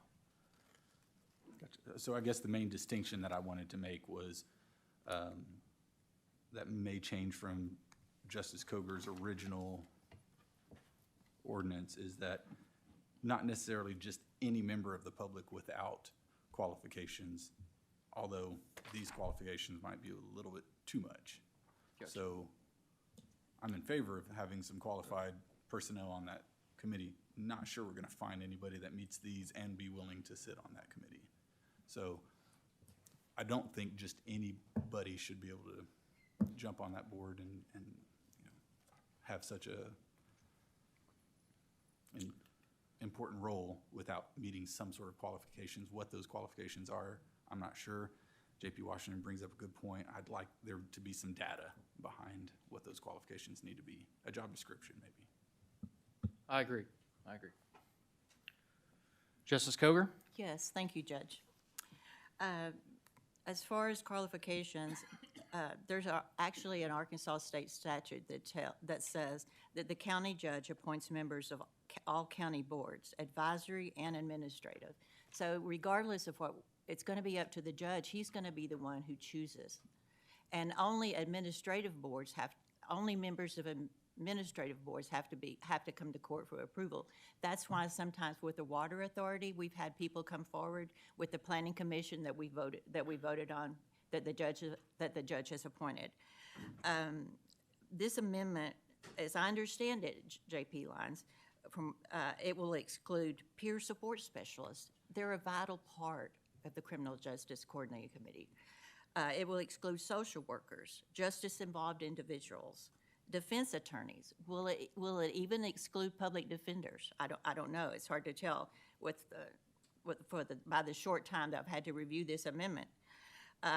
But also talking about the years of experience. The flip side of having years of experience is that someone's kind of stuck in their ways, and they're going to say, well, we've always done it this way. We need people with vision and who will be willing to look at new data and studies. These positions pay nothing. You get paid nothing for serving on the CJCC. It's completely voluntary. Someone with a master's, a PhD, a medical license, very few of them would be able to volunteer their time because they'd be needed at their practice. That's how they make their living.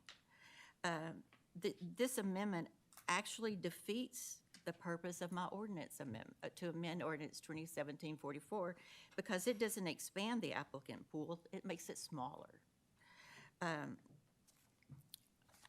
And I just want to read from the National Institute of Corrections is a leader in the country here when it comes to criminal justice reform and CJCCs. They have recommendations for membership in the CJCC that include judges, district court judges, the county sheriff, the district attorney, which in our case would be the prosecuting attorney, police chiefs from different jurisdictions, municipalities within the county, director of criminal justice services, mental health professionals and behavioral health professionals, reentry people who work to get people back into society after they're released from jail, criminal defense attorneys, individuals with expertise on the intersection of race and criminal justice, community members, and former consumers of the criminal justice system, people who have been involved in the criminal justice system, like I said, formerly incarcerated individuals. So I do not support this amendment. Shall we take up the amendment? I have a motion to amend as written by Justice Lyons, a second by Justice Dean. Mr. Allen, will you please call a roll? This will be on the amendment. On the amendment, Justice Lyons is presented.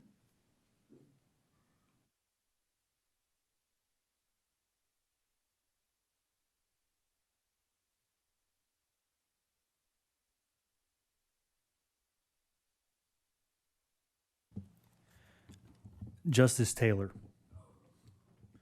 Justice Wilson. Justice Simons. Could you repeat that? Justice Lyons. Justice Dean. Justice Washington. Justice Coger. Justice Dennis. Justice Hires. Justice Rios Stafford. Justice Lemming. Justice Ricker. Justice Pond. The motion fails. That will return us to the original ordinance with original motion to pass by Justice Coger and Justice Hires. Further debate or discussion on the item? Seeing none, any public comment? Oh, I'm sorry.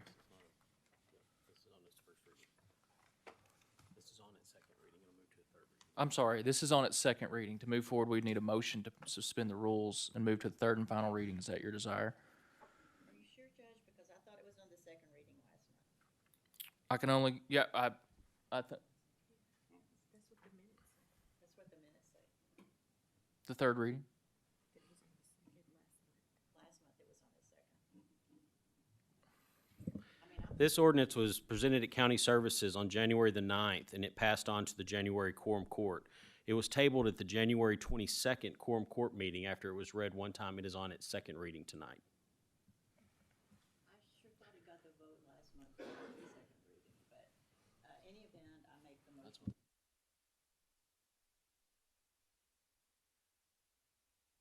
I have a motion to suspend the rules and move to a third reading by Justice Coger. Third and final reading. Any second? Second by Justice Washington.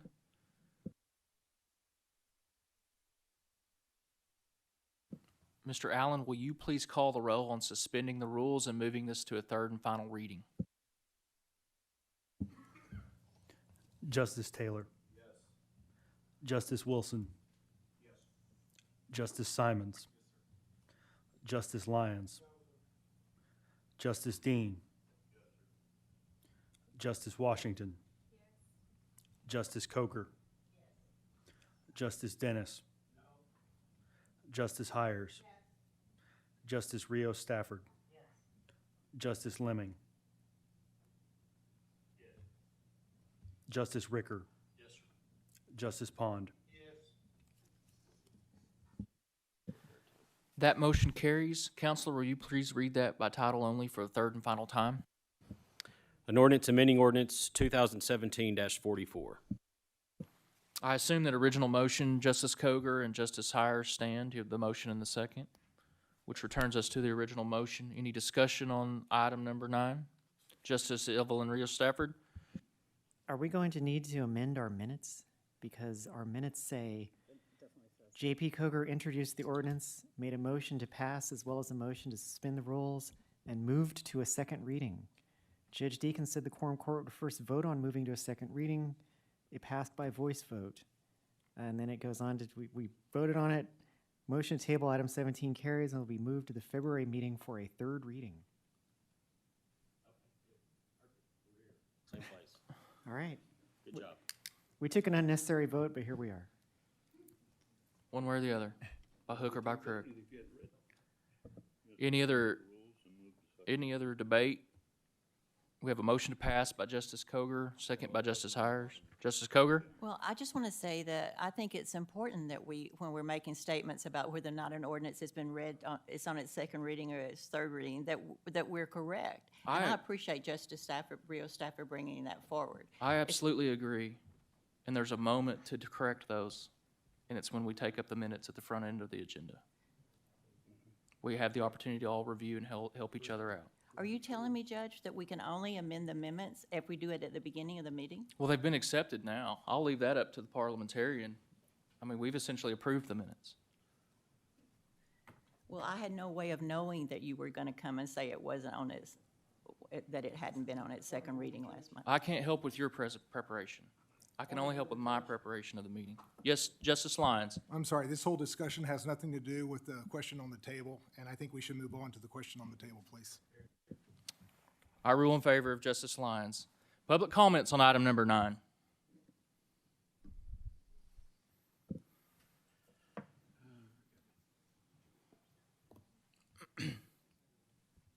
That should be hot now. Okay, thank you. Sarah Moore, Fayetteville. I do appreciate the discussion about the consideration of the specifications or qualifications of the individuals that serve. I mean, the Criminal Justice Coordinating Committee is an incredibly important, even though it's an advisory committee, as was stated during the state of the county, what we do with the criminal justice or criminal legal system in our county and in our region and our state is going to have huge ramifications for my children, for my 8 and my 12-year-old, and for other children that are in our community. And so I appreciate that there is deep discussion. I also really want to say that we aren't inventing anything new. So I want to just remind, I know we've had a lot of conversations over the years about these types of structures, but we are so lucky that we do have the National Institute of Corrections and NACO. There's a specific criminal justice individual that is in the office of NACO that are great resources. And we have neighbors next door to us, both in Sebastian County and Lawrence, Kansas, that have very vibrant and well-operating criminal justice coordinating committees. So they've tackled these same things. We're not reinventing the wheel, thank goodness. Like, I'm always happy to borrow from others. And so one of the things I really want to make sure, because there's been a lot of discounting of the community involvement, and I really want to address that really strongly tonight. Some of us are impassioned and are being called activists because we care deeply, because our family members will die. Will lose their lives if we don't solve for this. I stepped into these conversations whenever the county had delayed a year in getting the crisis stabilization unit opened. Things like the Criminal Justice Coordinating Committee have the ability to create better functions, to put in place better solutions that keep our community members alive, and maybe even thriving. And you have both a moral responsibility, as I talked about earlier, but you also have a fiscal responsibility, but also criminal justice coordinating committees can give a better return on investment because they do create solutions. Yes, do they get mucked down and mired down from time to time? Yes, they do, because they're advisory committee. But at the end of the day, they bring everyone with different varying viewpoints that are representative of our community, which is important. And through those hard and uncomfortable and mucky situations, they create something better. And we're better today now through all those hard conversations we've had and how we've changed over time than we were when we started. And I know that they can come up with better solutions than a regional jail, than incarcerating, and taking an eye for an eye. We're better than that. And you know what? My loved ones deserve a better solution than a carceral solution whenever they're in a mental health episode or people are struggling with addiction. They deserve care, restoration, and at the end of the day, the taxpayer is better for it. So I hope tonight, again, that we'll really think about those criteria, what's been put forward. We have a great opportunity to create a solution with the CJCC, and I hope Thank we'll you, all Ms. embrace Moore. that. Your time Thanks has for hearing me expired. tonight. No I appreciate problem. it. Love the collaboration. Public comments.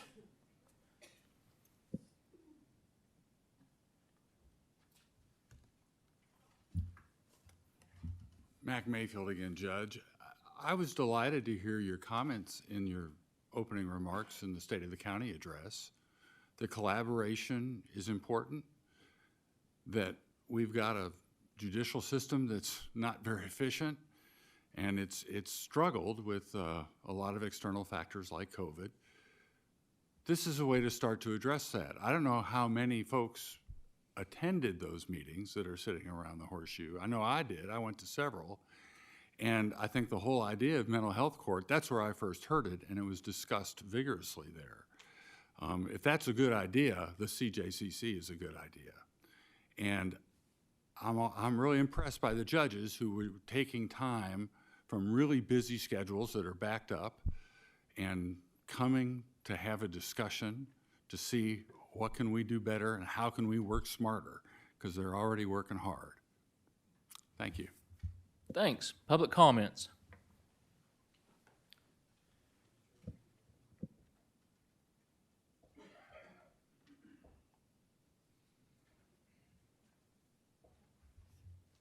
Gladys Tiffany Fayetteville, and I just wanted to back up what Mac Mayfield just said because I'm really pleased that this seems to have been, I think it's working in a good direction where we're looking for ways that we can actually work together. And that it makes me feel like our court is really, we're coming from different places, but we're trying to figure out how to work together, and thank you for doing that. Public comments. Seeing none, we're going to take up the question. I have a motion to pass item number 9 by Justice Coger, a second by Justice Hires. Mr. Allen, will you please call the roll on item number 9? Justice Taylor. Yes. Justice Wilson. No. Justice Simons. Yes, sir. Justice Lyons. No, sir. Justice Dean. No, sir. Justice Washington. Yes. Justice Coger. Yes. Justice Dennis. No. Justice Hires. Yes. Justice Rio Stafford. Yes. Justice Lemming. No way. Justice Ricker. Yes, sir. Justice Pond. No. That item fails. Item number 10. Counselor, will you read that by title only? An ordinance ratifying a conditional use permit recommended for approval by the Planning Board for the CDS Motorsports project. Justice Pond, would you like to introduce this ordinance, or do you have any further motions with regard to it? This is on its second reading.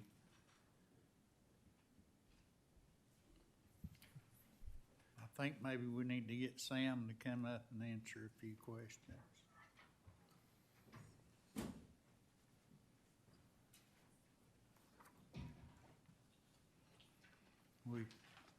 We had a pretty good-sized list of conditions. Yes, sir. We wanted added to this. Yeah, good evening, CUP. everyone. Oh, while you're looking, if you have it. So the only restriction that we have mostly is about fire safety, and so far nothing happens. I believe we had a discussion with the state fire marshal, and the state fire marshal already like sent some of the condition, and he said, pass this to the applicant, and the applicant was informed, and he actually was informed like by the beginning of this week that this is a second reading and he needs to be here, and like I haven't seen him so far, so. But yes, as a refresher, this project was approved by the planning board on December 7th. 6 members voted yes, and 1 was absent. Okay, would it be appropriate to go and read down the list of conditions we asked for at our last meeting? Yep. So we have engineering I'm not gonna list all of them because there's about like 6 pages, but the engineering condition, he is recommending, our county engineer recommending this to proceed to an LSD stage, large scale, and make sure like everything in that development like meets all the engineering and technical comments. The planning conditions, I'm gonna just like, summarize the big ones of them. So this CUP request is for like a main shop and a storage building. Any deviation from this permitting use may require like further permitting and like review by the planning staff and the planning board. Full civil and architectural like plan for the project must be submitted during the large scale stage. Provide grading plan for paved parking. And for like drainage report during the large scale stage, or questions and concerns from the technical review and the engineering must be addressed. Install like interior like wall insulation to minimize to muffle like the noise. The applicant should stay within their like proposed hours of operations, which is Monday to Friday, 8:30 to 5 p.m. and for personal use during the weekends. Provide appropriate screening to ensure privacy to adjacent neighbor because there is a church across the street and close by like homes. Do not allow vehicular like fluid or other chemicals to drip. Any material like being used on the property that's potentially hazardous has to follow the state regulation and the ADEQ. And no backing up like from that building to the main street because that causes like some danger. And any further additions or expansions needs to go through the planning board to be approved. Okay, now we did, I think maybe we had 2 or 3 members of the court ask for some conditions to be added. And I, for one, asked for a sprinkler system. Yeah, the fire safety is about like 16 conditions by itself. It's like 1 page. Okay. So far we haven't heard like anything. I mean, from our like site visit, like we've been there, like you were aware that like across the street there is like a red fire hydrant that has like 8-inch main line. So that the sprinkler system is possible, but as we discussed like previously, there's like lots of fire like suppression like system that could be utilized. So I'm not sure. Like the state fire marshal like has sent like few suggestions, but like we have not seen anything like so far like happening, and I mean it's nothing tangible like happened like on the ground yet.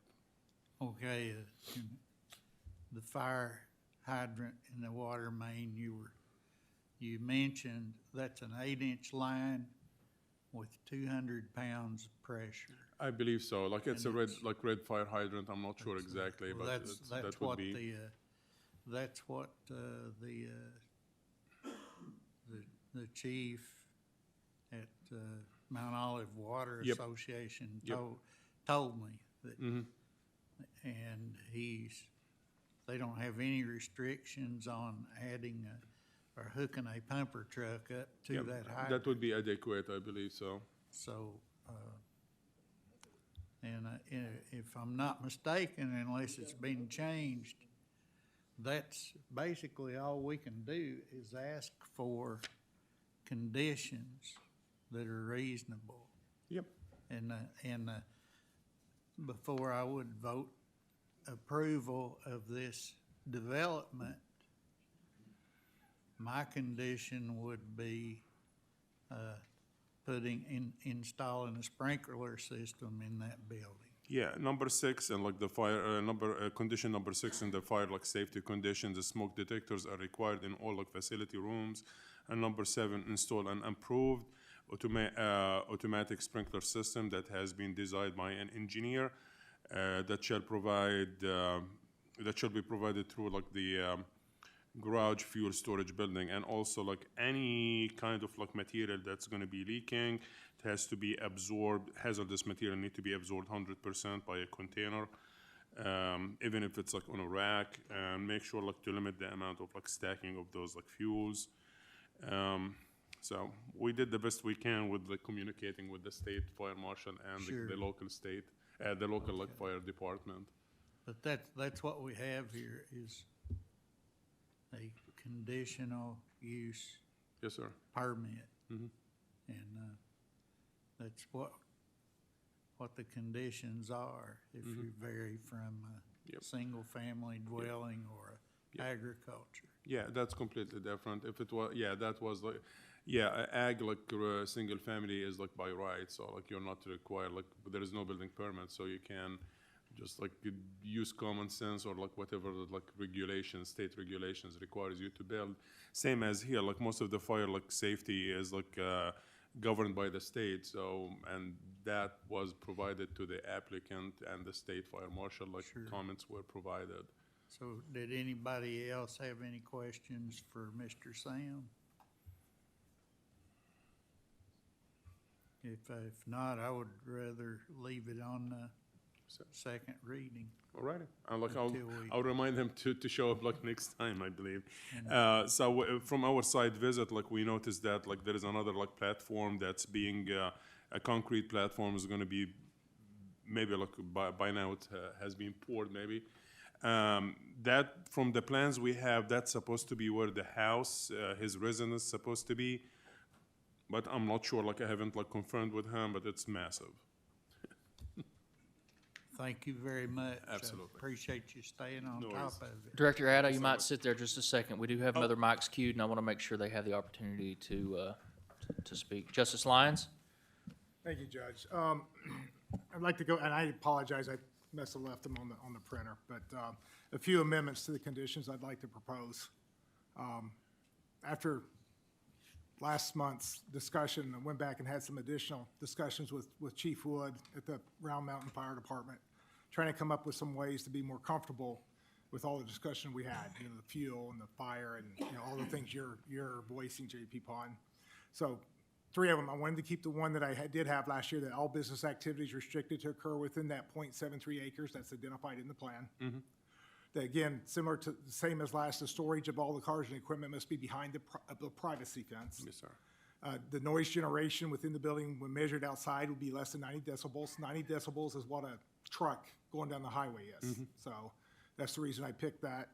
The one that I got was Chief Wood, and we talked about several things of trying to do this, and this is the best thought we had, is that the applicant shall pass fire inspection by the state fire marshal prior to initiating operation to include the storage of fuel.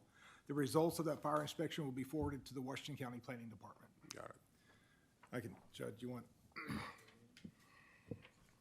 That's a motion to amend the Yes, sir. conditions Sorry. of the, Add to the conditions. add to the conditions? Amend the conditions. Do I have a second on that? Second. Second by Justice Dean. Any discussion on the amendment? Let's take up the amendment. Guys, help me keep straight. This is where I get bad at meeting management. Let's take up these amendments one at a time. Justice Lemming, do you want to speak to the amendment? I was gonna ask another question before we go there.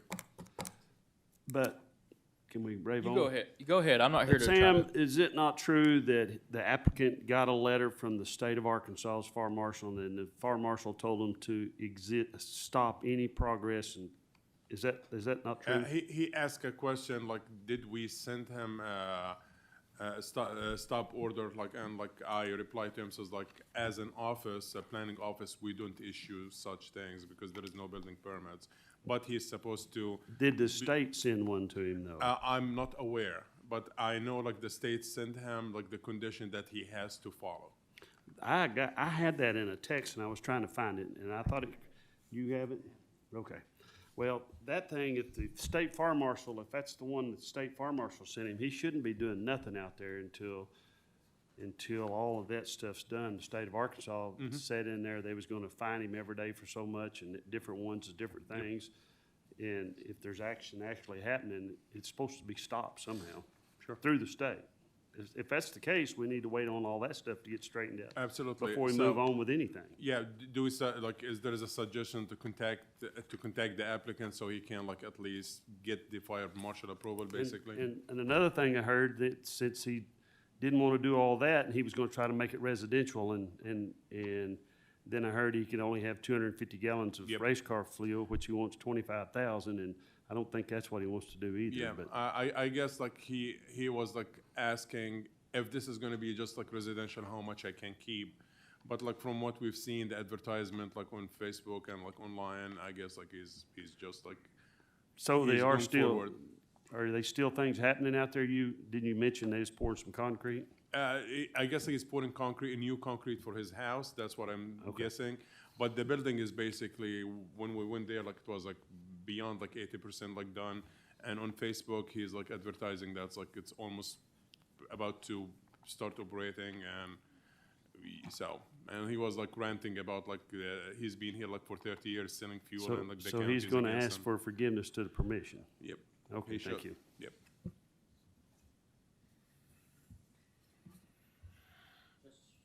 Justice Rio Stafford? I will. Thank you, Judge. I kind of had the same question, but you kind of answered, I guess a lot of it is that we didn't issue a stop work order from the state. But yeah, I got a copy, it was from Dennis, it was after our meeting in January, and I guess it got forwarded to us from Dennis Free, the state fire marshal, and it was a letter to the applicant, but it was CC'd to the county and to the Round Mountain fire chief. And I'll just read the first paragraph just so it's on the record. I've reviewed all the correspondence between you, the Round Mountain Fire Chief, and the Washington County Planning Commission. The code requirements that were presented to you in the permit from the Washington County Planning Commission and the Round Mountain Fire Chief are correct and must be followed. The local fire chief and the Washington County Planning Commission have the full authority to enforce the 2021 Arkansas Fire Prevention Codes. These two agencies have requested that I review the documents and advise them on what actions to take to ensure that the requirements of the Arkansas Fire Code are followed. My recommendation to these offices is to issue a stop work order for the project until the requirement of all fire code violations is met, and that a certification of occupancy may not be issued until said codes are met. So. Yeah.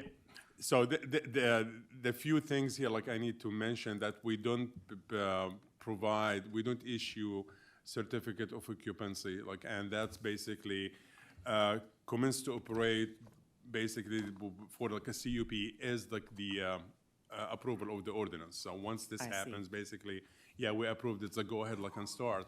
The other thing, the state law, and we looked at that, gives the fire marshal the right to create, like, to produce like a stop order, not us. So that's why I told him, like, I replied to him, I believe, I said, we did not issue because like I don't think like our office has the power like to do that. It has to come from him. Okay. As like a state fire marshal, because that's like the state law. He has that's part of like the job description of the state fire marshal, basically. And I have that like code. I can email it to you. So do we need to be waiting for them or the Round Mountain Fire Chief to make sure that everything there is I the way believe it so. should I can be? always go and like talk to the local like fire marshal, fire like department, but I guess it has to come from the state per like the state regulations. He has the authority over like state like fire like safety. Okay. Yep. All right. All right. Yep. Thank you. Absolutely. Justice Fleming? I just want to make the statement is, Shane Woods is the fire marshal for that fire district. Every fire chief is the fire marshal for the district that they're in. Okay. So the state of Arkansas is, Dennis is his only boss. This chief, the rural Mr. fire Freed, chiefs okay. are under him, and he is the fire marshal of his district. Ben's Washington County don't have one that's over the 18 fire departments. So like Mr. Wood like is able to. Mr. Woods is able Okay, to. I'll He can I'll do relay what he this needs to message to him do tomorrow. because he's backed by Dennis. Okay, I'll like yeah. Let That's the him way know. I understand it. Got it. With that, we will take up the amendment. I had a motion to amend by Justice Lyons, a second by Justice Dean. Any further discussion on the amendment? Justice Coger? Could you repeat the amendment, please? I've forgotten what it was after all this. Counselor Lester?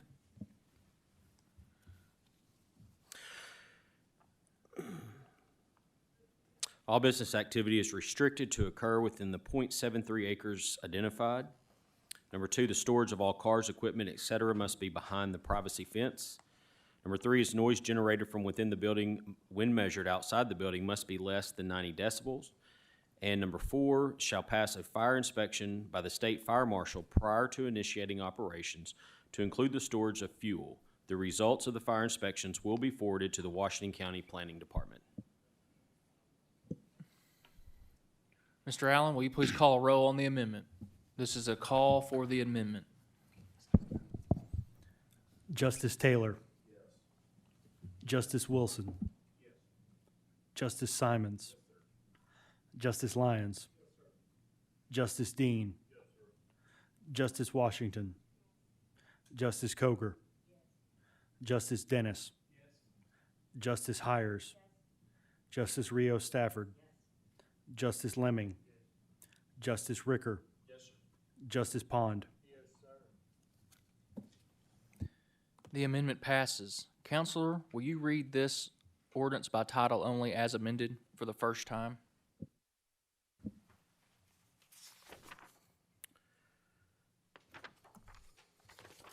An ordinance ratifying a conditional use permit recommended for approval by the Planning Board. Absent any further motions, this item will move to its second reading on the March meeting. Thank you, Director Adam. Ladies and gentlemen, I remind, Justice Coger? Well, I have a point of order. It says here it's on the second reading tonight. Yes, but once you amend an ordinance, Okay, it returns to the original reading. okay. Thank you, Judge. For everybody's reminder, item number 11 was removed from the agenda this evening, so we will be moving to what is agenda item number 12, and I would like for Counselor Lester to speak to this item. Counselor. So at the January meeting of the Quorum Court, there was the third and final reading of an ordinance to ratify a conditional use permit for the Belterre project. That ordinance did not pass because it only got 7 votes, and it needed 8 to pass on a third and final reading. Therefore, you don't have in your ordinances a clear and concise statute that says that anything that fails to pass is therefore deemed denied by the court. So the Quorum Court tonight has 2 options.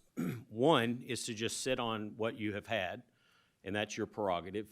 2, and what I think would be the best practice of the court for the purposes of appeal, would be to pass an ordinance denying the conditional use, because that is an affirmative act that you have taken that speaks to the fact that it's ended and you have denied what is going on. There was a case in Washington County several years ago, it's called Bolin versus Washington County, and it dealt with a big red dirt pit somewhere, and it went to Judge Lindsay on appeal. But because the Quorum Court had not passed an ordinance, and I don't remember the particulars of that, but because they had not passed an ordinance and done something affirmatively, Judge Lindsay kicked that back down to the Quorum Court and said, you have to do something affirmatively so that I can take it up on appeal. Now, I can tell you that Judge Lindsay will not get this if it is appealed to the circuit court because he only handles criminal cases. So I don't know that that same outcome would come. And another judge may say it didn't pass and therefore we agree that it is ultimately denied and we will allow the appeal to go forward. Or a judge could say, I need the Quorum Court to take an affirmative act in order to perfect this appeal to move forward. And so my advice to you is, since it did not pass, if it is the intent of the quorum court to deny that you pass the ordinance denying the conditional use permit, so it gives the applicant the clear path to appeal should the applicant choose to do so. Well, we have an ordinance, there's still an ordinance here. There's always two ordinances on appeal that are presented to the quorum court, and we take up, typically, one will move forward by motion of the quorum court. Once it passes, it then, the need for the second one goes away because an affirmative act has already happened. And so you can't go back and pass the second ordinance, and it would rarely happen. There are times, and have been times since I've been here, where we have had an ordinance ratifying a conditional use permit and an ordinance denying a conditional use permit, both pending at the same time and going through the second and third readings. And it's worked itself out, and we've never had an issue. So, because of that, I think it would be best that the quorum court move the ordinance denying and go ahead and get that through the process however you see fit. But I'm saying to say that I know there's an argument. Mr. Butt's here, and I respect him. Worked for him for a number of years. I think it's cleaner for appeal purposes that you do something affirmative, so that we just end this debate once and for all.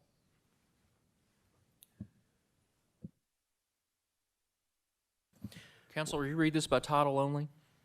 This will be an ordinance denying a conditional use permit recommended for approval by the Zoning Board of Adjustments. This will be on its first reading. Justice Hires? Thank you, Judge. I just had a question. So in the event that we move through the process and we move to deny the conditional use permit, and that too fails to get enough votes, what's the status at that point? Well, technically, no, and for the same Because we reason didn't that the approve it. failure to pass it, in my opinion, didn't completely put it to rest. Just as I explained to Mr. Butt, that had the quorum court put forth this ordinance first, an ordinance to deny it, and it failed, wouldn't mean that it's automatically ratified, correct?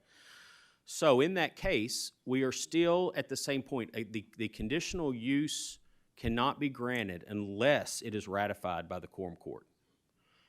So at that point, with the quorum court having done neither of those, I think there's a better argument to the circuit court that this is over and that this is ended and it wasn't ratified. And so even if that happens, I think that's better than being told by the court 30, 60, 90 days from now, hey, take it back and see if you can get them to deny it.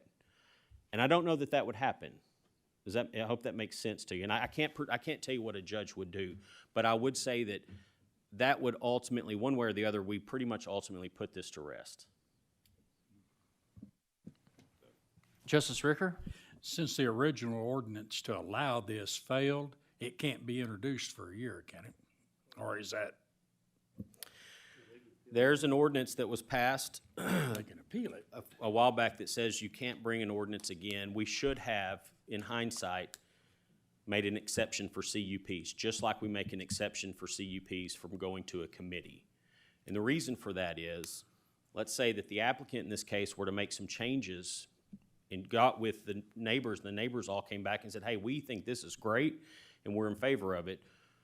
I don't think it would be right of the quorum court to limit that applicant for a whole year to come back. And so we probably should have made an exception. But as it stands now, that is correct. There would need to be an ordinance to change that for us to bring that back up. But that is currently correct. Okay, and if we just sit on this and make no motion, or it doesn't go anywhere from this, basically it's up to them to appeal it to circuit court. And if the circuit judge says that we have to make a ruling, then it'll come back to us. But without that, we actually don't have to take any action, right? That's correct. And that would be up to the applicant because the project would not proceed further past this. Right. Justice Simon? Thank you, Chair. Ooh, I feel bad for the applicant. She, I'm sure, has real estate transactions and a lot of financial resources tied up in waiting for us to get this right. So I was in favor of the project, and so my understanding is I would vote against the denial, the affirmative action to deny this. That's correct, Justice Simons. If you're wanting to approve this project, you would want to vote against this particular ordinance. Gotcha. Thank you for that clarification, Chair. Justice Coger? Thank you, Judge. I have a question for the county attorney. So if we vote tonight to deny after we didn't approve it last month, and someone files a notice of appeal, like a notice of appeal from a final order, which final order would they be appealing from? The one where we said no last month, the one where we said no this month?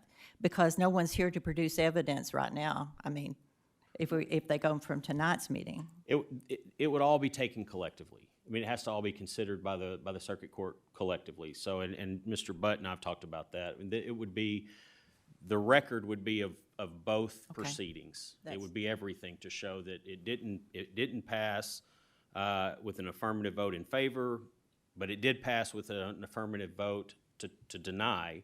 And so, but the record would still be the totality of the entire proceeding. Okay, I just wanted to make that clear because I've seen cases on appeal where they were dismissed because it wasn't a final order, so thank you. That's a final appealable order out of a court, and this is more of an administrative appeal pursuant to the district court rules and not the circuit court rules. Justice Hires? I just want to make sure, I didn't hear anyone move on this, so it's not actually on its first reading, correct? It's on its first reading. But if nobody moved to pass it, We don't have a motion to pass, or we don't have a motion with regard to it right now. Okay. I was just wanting to make sure to Okay. give you guys the opportunity to get this cleared Okay. up so you could take the appropriate okay, action. I just got confused. Okay, Yeah, no thank you. problem. Justice Taylor? Thanks, Judge. Having been involved with Mr. Lester on issues similar to this, to me, I see this as like a cleanup on what probably should have been done the first time, wasn't, and if this ordinance as written does not pass, it does not by default grant a CUP. So you're doing the applicant a favor in some sense by denying it so that she can turn around and have something that's appealable, is how I see it. And with that, I move to pass it. Or suspend the rules. I have a motion to suspend the rules and move it to the second reading by That's Justice it. Taylor. Yep. Second by Justice Lyons.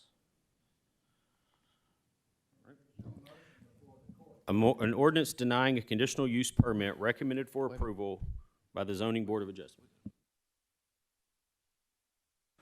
Just a second, let me clean up my justices here. Justice Simons? Thank you, Chair. So that was along my lines of questioning is, if we took no action on this, does it interfere with the applicant's ability to appeal? Potentially, yes. Okay, so we really do need to clean this up so that she can have some clear path moving forward. That would be my recommendation, yes. Justice Lyons? Oh, I'm sorry. Are you done? Okay. Puts us in a tight spot if we're in favor of the project, but we're gonna vote to deny it so that she can go and appeal it. But if we do nothing, so we have a motion to suspend the rules. If we do nothing, though, it just goes to second reading next month and just follows the process, right? That is correct, So sir. we have a motion and a second to suspend, and is that what we will process at this point? Yes, sir. Any other discussion with that? If not, we're going to take up the motion to suspend the rules and move it to a second reading. Mr. Allen, will you please call that roll? This is to suspend the rules and move it to a second reading. Justice Taylor. Yes. Justice Wilson. Yes. Justice Simons. Yes, Justice Lyons. Yes, Justice Dean. Yes, Justice Washington. Yes. Justice Coger. Yes. Justice Dennis. Yes. Justice Hires. Yes. Justice Rios Stafford. Yes. Justice Lemming. Yes. Justice Ricker. No, sir. Justice Pond. That motion carries. Justice Lyons? Make a motion that we suspend the rules, move to the third reading. I have a motion to suspend the rules and move to a third and final reading by Justice Lyons, second by Justice Dean. Mr. Allen, will you please call the roll?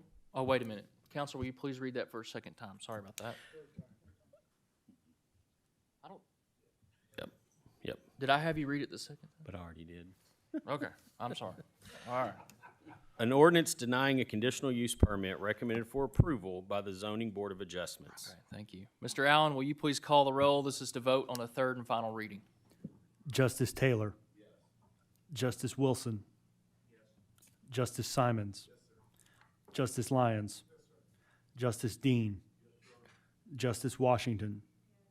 Justice Koger. Justice Dennis. Justice Hires. Justice Rio Stafford. Justice Lemming. Justice Ricker. Justice Pond. That motion carries. Counselor, will you read that for a third and final time? An ordinance denying a conditional use permit recommended for approval by the Zoning Board of Adjustments.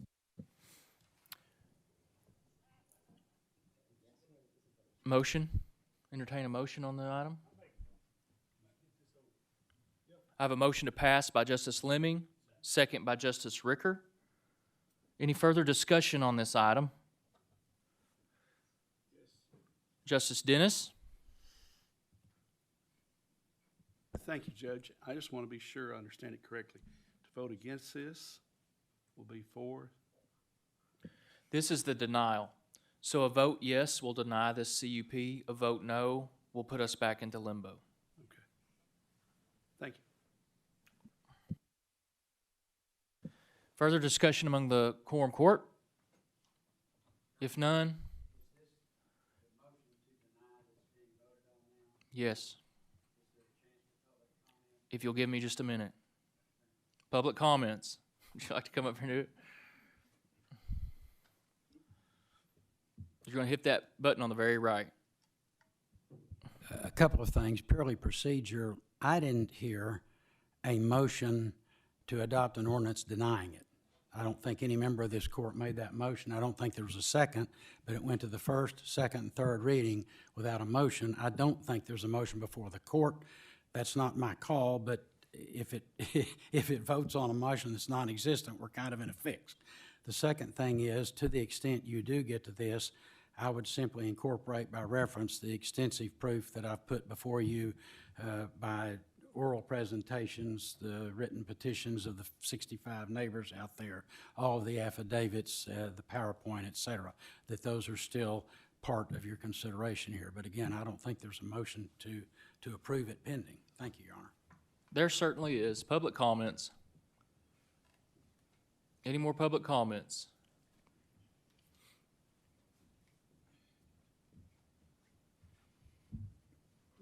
Hello.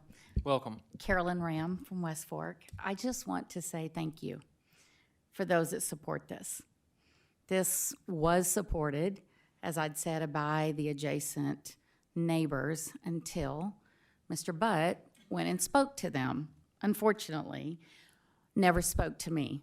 And so I see where this is going, right? So it's going to have to go to an appeal. But I just wanted to say thank you for those who took the time to read the letters, read the letter from the neighbor who actually will be living right next to this and was ecstatic about it, and just took the time to think this through and not think about anything other than what is good for the county and what are my rights too. So thank you.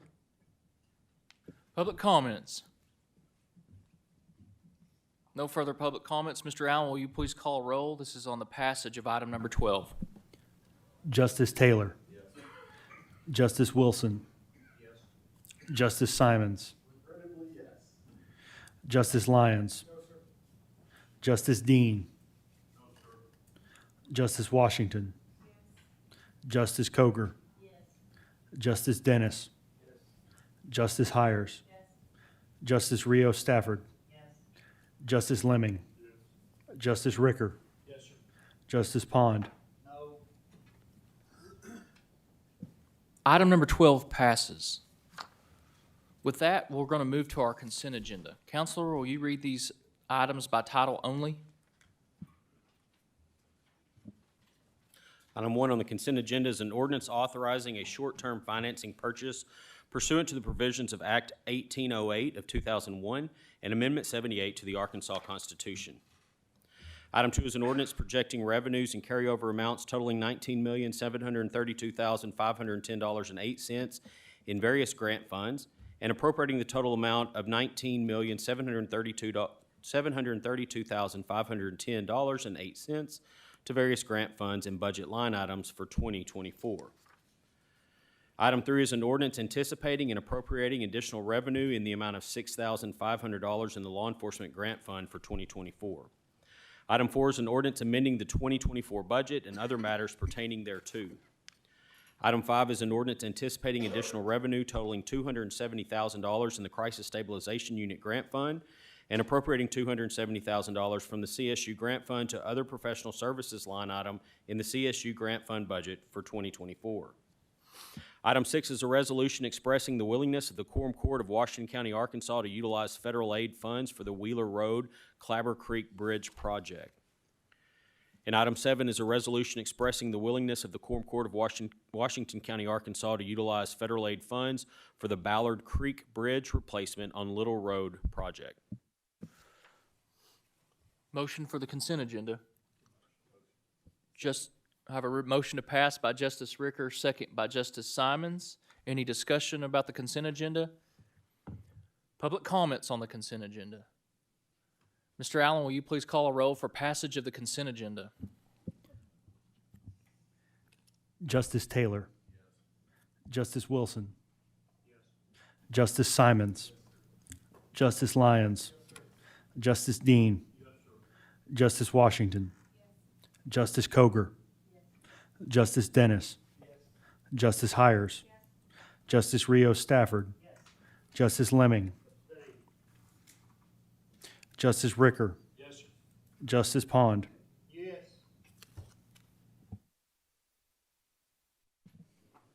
The consent agenda passes. Item number 14, Counselor? So item number 14, an appeal was filed for the White River RV CUP project. Late this afternoon, we got word that an agreement had been reached, whereas if the conditions that I read to you are incorporated into the CUP, that the appellant withdraws their appeal and would be in favor of this project to be passed. And the conditions are: number 1, trees planted will be 16 red cedars, 5-gallon, 40-inch height by 20-inch width, mature size. Item 2 is no trees can be planted in the Ozark Electric easement on the north end of the property where power poles and high lines are. And number 3, attached landscaping plan is imposed on the CUP as a condition by the Quorum Court.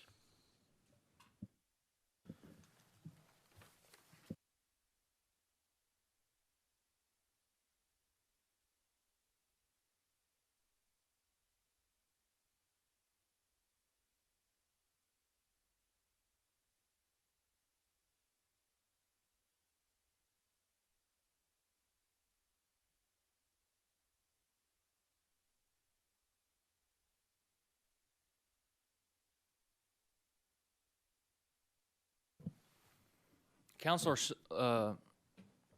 Lester's suggestion is that the Quorum Court take action on the additional CUP items, and then to amend basically the CUP to include those items, and that should take care of this issue, hopefully. Justice Lyons? So I have additional conditions I'd like to amend. Do we take care of this and then take care of that, or what's appropriate? I think we can do it either way, whatever your pleasure is. I mean, we can take it up separately. Remembered these. So I have I want to propose an amendment for additional conditions on this CUP.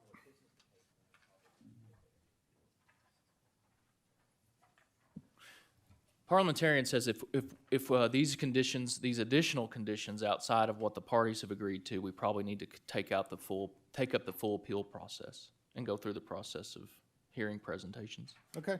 Yep. Is that, are the parties here this evening? Is everyone here to move forward with this?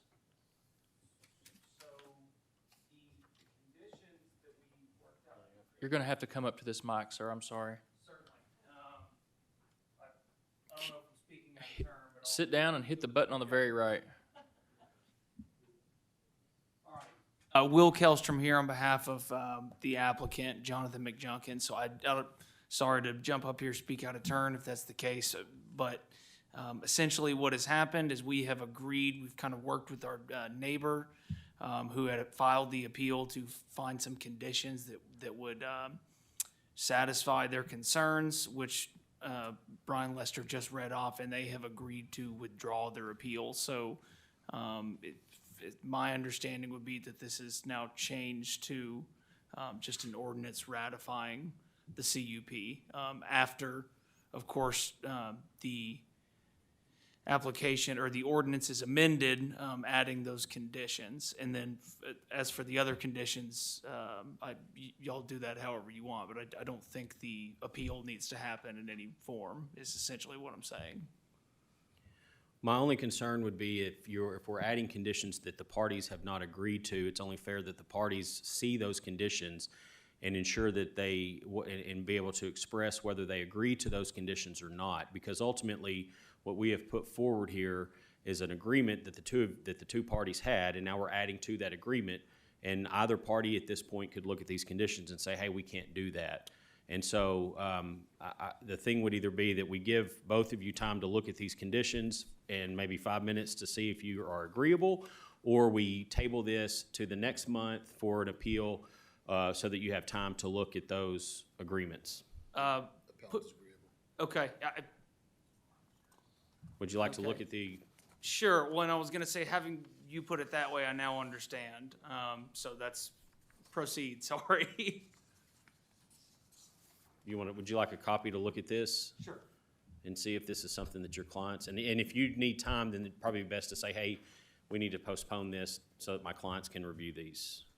Okay. What do you think? I think 5 minutes is going to be sufficient for us to say yes or no.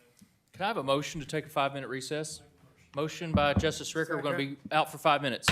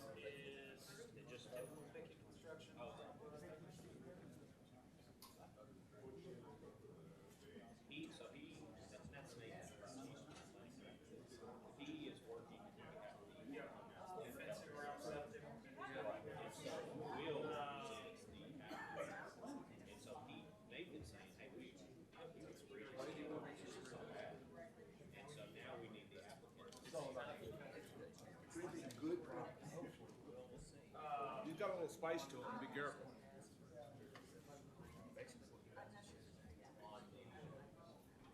Oh, yeah, well, you know what I mean? That's because I think we're already moved. So, I don't know what's happening. The conditions are stuff adjusted.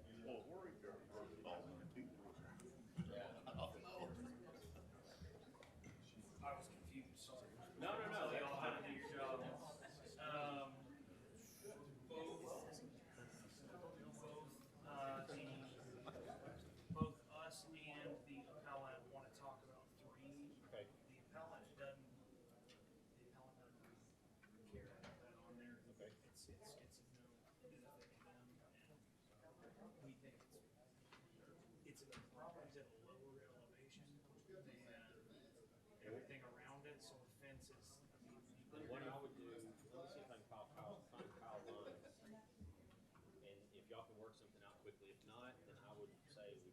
table this? Okay. Yeah, I mean, number 4 is something we already done. Yeah, let's. Let me find Kyle real quick.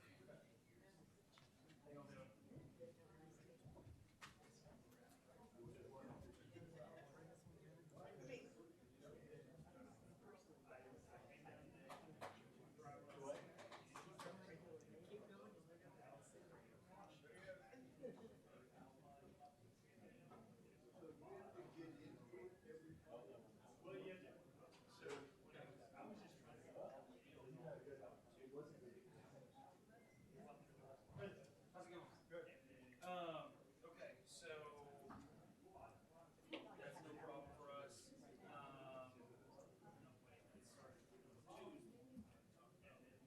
That's no problem for us. That's already been decided.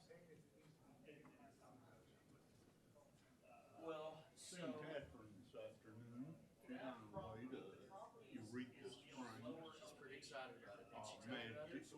She's got all of her kids coming in. Yeah, all over I here. could see it right away that something was up because then she glowed. Yeah. Yeah, when I seen her, she was just lit up. She's pretty excited about it. You know, I mean, I'm sure you can understand the rarity of getting your family together in today's world. Absolutely. I told her, I said, Catherine, I'm gonna try as hard as I can not to text you about work while you're gone. Good luck with that. The rest of this fencing around the septic monitoring, that's required by state law, so middle here, the fencing around the septic, I think we all think that's a good idea. And then quiet hours, that's no problem. This one, I don't know how much benefit it's gonna bring.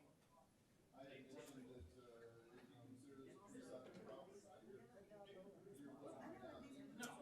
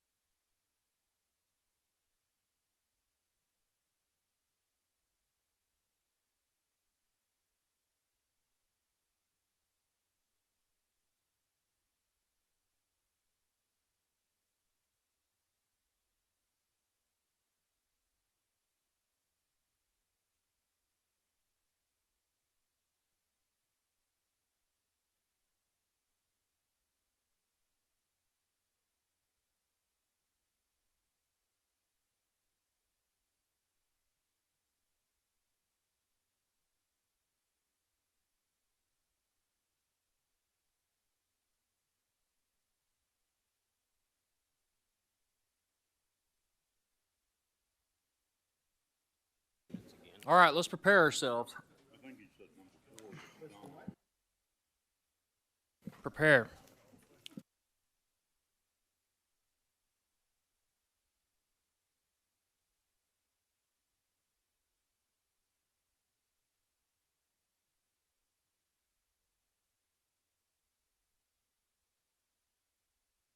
Okay, we're going to bring this meeting back to order. Justice Lyons, would you like to report to the court? Sure.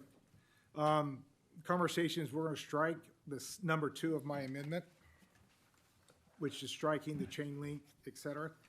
But all the rest of those stay applicable. Okay. Yes? I got it right? Okay. So that is a motion to amend by Justice Lyons, second by Justice Lemming. Any further discussion on the amendments?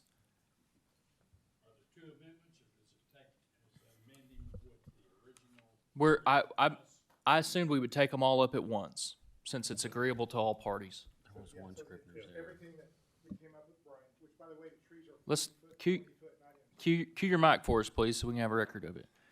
Yes, sir, Justice Sorry, Lemons. yeah, the only correction on what Brian read, and it was, actually, the applicant pointed out, it should have been 40 foot by 20 foot, not 40 inches by 20 inches. Be kind of small tree, right? Be shorter than I am. And then all except for number 2 that I provided is what the amendment includes, right? We good? So that's a motion to take up all the amendments. I have a motion by Justice Lyons, a second by Justice Lemming. All those in favor? Aye. Those opposed? The ordinance has been amended. Counselor Lester, will you read that for the first time as amended? An ordinance ratifying a conditional use permit recommended for approval by the Zoning Board of Adjustments as amended. Justice Lyons? Thank you, Judge. Just to add to this, I know when they came with the tiny homes, my main concern, and the reason I voted against that was the septic and so close to the lake. I just wanted to provide that, after they brought this to the planning, I believe it was a Mr. Nunn that they were working with from the Health Department. I had a long conversation with Mr. Nunn about the septic tank they're putting in to learn more about it and understand it better. Based on that conversation, I am very comfortable that it's a great septic system. I mean, I think the water that comes out of the end of that's going to be cleaner than what's in the lake already, based on all the things we talked about. There's ultraviolet light at the end, and the way that new system works, and it's used across multiple properties at lakes. So that convinced me and swayed me to be more comfortable with that situation, and then with these amendments. With that, I think I would like to make a motion, we suspend the rules and move it to the second reading. I have a motion to suspend the rules and move to a second reading by Justice Lyons, second by Justice Dean. All those, Justice Coger? Yes, I have a problem with that because we've been talking about the appellant, we've been talking about the applicant, but what about all the neighbors who may not know about these special conditions that came up at the last minute? I think they should have a chance to come forward and be heard. So I'm making a motion, we table this until next month.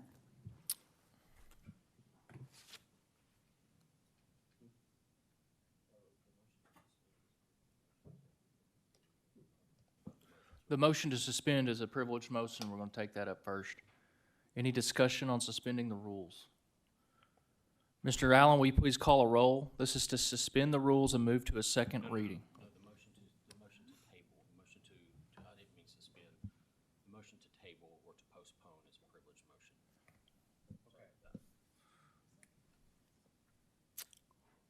Can forget everything I just said. The motion to postpone is a privileged motion. Justice Coger's motion will be taken up first. Was there a second? I didn't hear. We had a motion to suspend, or I'm sorry, a motion to postpone till next month. We had a motion by Justice Coger. Second by Justice Washington. That is debatable. Justice Lyons? Yeah, I think we have a representative of the residents that initially did the appeal. Is that correct, Sam, sir? Yes, sir. So I think Justice Kroger, to that point, they are represented, and he was part of the conversation who agreed to the additional, and quite honestly, he's the one that convinced me not to do number 2. May I reply? You can. Thank you, Judge. I don't see how, I mean, if we just got this now, and it came, and I think I heard the county attorney say it came about this afternoon. So how has everybody had time to weigh in? I don't think they have. Justice Lyons is saying they have a representative that's here. I know, a representative, but how's that representative talk to everybody out there who would be impacted by this? They're the ones who filed the appeal. Let him have a chance to explain. One applicant, one person appealed. Yeah, we notified like 5 neighbors. One of them did not respond. He had no issues. The 4, like, they were objecting. They hired like Mr. Rhodes to represent them, and he's the one who's been in contact with Mr. Killstrom to fix this like issue. And we've been like back and forth for about a month. And today we sat all together like through chat to get like to this agreement. And the only reason like we had the appeal here, so they can have those conditions, and that's the only way we can have like restrictive condition or adding condition is through the appeal process. But yeah, the only neighbors that like they're objecting, they have their like representative agreeing to all of this. Okay, thank you. Justice Taylor? Thank you, Judge.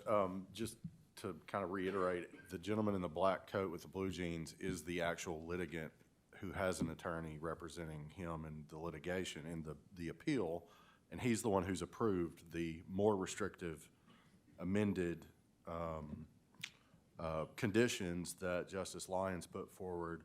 So, I mean, the other neighbors, so to speak, number one, aren't parties to litigation, and number two, these, in theory, would be more favorable to them anyway, is kind of how I'm viewing it. So that's just my 2 cents. This is correct. So he's the representative. Justice Wilson? I was going to echo the same sentiments. These amendments are more restrictive, as I understand it, in favor of the neighbors. Based upon that, I would say we go ahead. If our amendments were less restrictive, I could see where we might give this more time to give neighbors a chance to weigh in. But this appears to me on the surface to be in their favor, the most recent amendments. And yeah, those amendments, they're not taken away from the original, they're like being added to the original one. Justice Coger? Thank you, Judge. I guess my question then would be, how do we know that the neighbors, that everybody out there, not just the appellant, might have other restrictions they want to add? I just like to make sure everybody's heard. And I don't see why we can't table it for 1 month and let everybody be heard. Make sure that everybody's being heard. One short comment.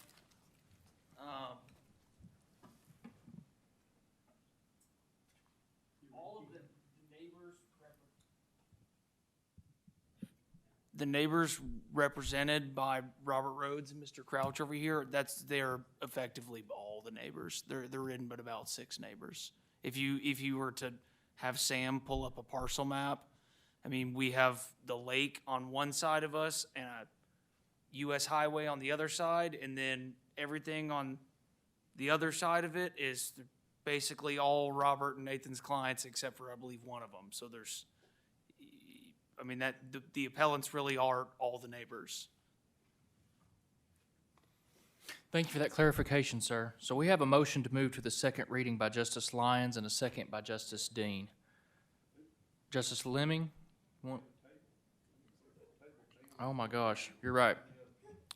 Man, we're discussing the postponement. Thank you, Justice Dennis.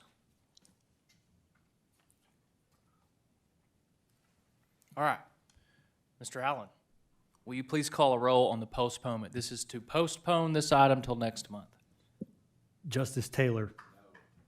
Justice Wilson. Justice Simons. Justice Lyons. Justice Dean. Justice Washington. Justice Coger. Justice Dennis. Justice Hires. Justice Rio Stafford. Justice Lemming. Justice Ricker. Justice Pond. The motion to postpone fails.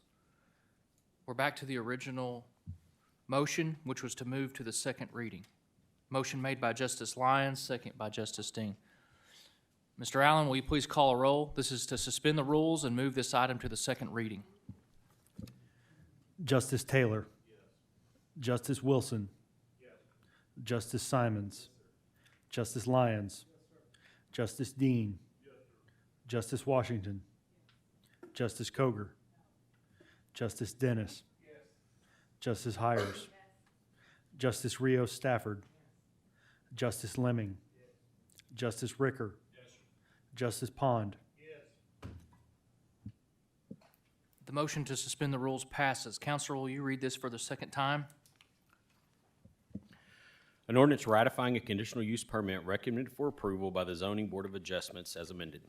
Justice Lyons? Thank you. Make a motion, we suspend the rules and move it to the third and final reading. I have a motion to suspend the rules and move to the third and final reading by Justice Lyons, a second by Justice Pond. Mr. Allen, will you please call the roll? This is to suspend the rules and move this item to the third and final reading. Justice Taylor. Justice Wilson. Justice Simons. Justice Lyons. Justice Dean. Justice Washington. Justice Koger. Justice Dennis. Justice Hires. Justice Rios Stafford. Justice Lemming. Justice Ricker. Justice Pond. That motion carries. Counsel, will you read this item for a third and final time? Oh, yeah. Counsel would like the opportunity to also review the conditions one more time so that we have them on the record. This will be an ordinance ratifying a conditional use permit recommended for approval by the Zoning Board of Adjustments with the following amendments added to the conditions. Trees planted will be 16 red cedars, 5-gallon, 40 feet high by 20 feet wide, mature size. No trees can be planted in the Ozark electric easement on the north end of the property where power poles and high lines are located. 3 is attached landscaping plan is imposed on the CUP as a condition by the Quorum Court. 4th amendment is quiet hours are from 10 p.m. to 8 a.m., where staff should be on site to enforce the quiet hours and noise levels should not exceed 80 decibels, which is the level of a truck. 5th would be add fencing around the septic and no, you struck number 2. Number 3, the fencing around the septic. And the final condition is, I understand, is a state law, but it's that the property owner must maintain a monitoring contract with a licensed certified monitoring personnel for the life of the system and retain on-site wastewater system assessments, EHP-71, on file for at least 5 years. Justice Lyons? Make a motion, we pass the ratification of this cup. I have a motion to pass by Justice Lyons, second by Justice Dean. Further discussion on this item, debate by the court? Justice Rios Stafford? Thank you, Judge. I mean, I guess this is all water under the bridge now, no pun intended.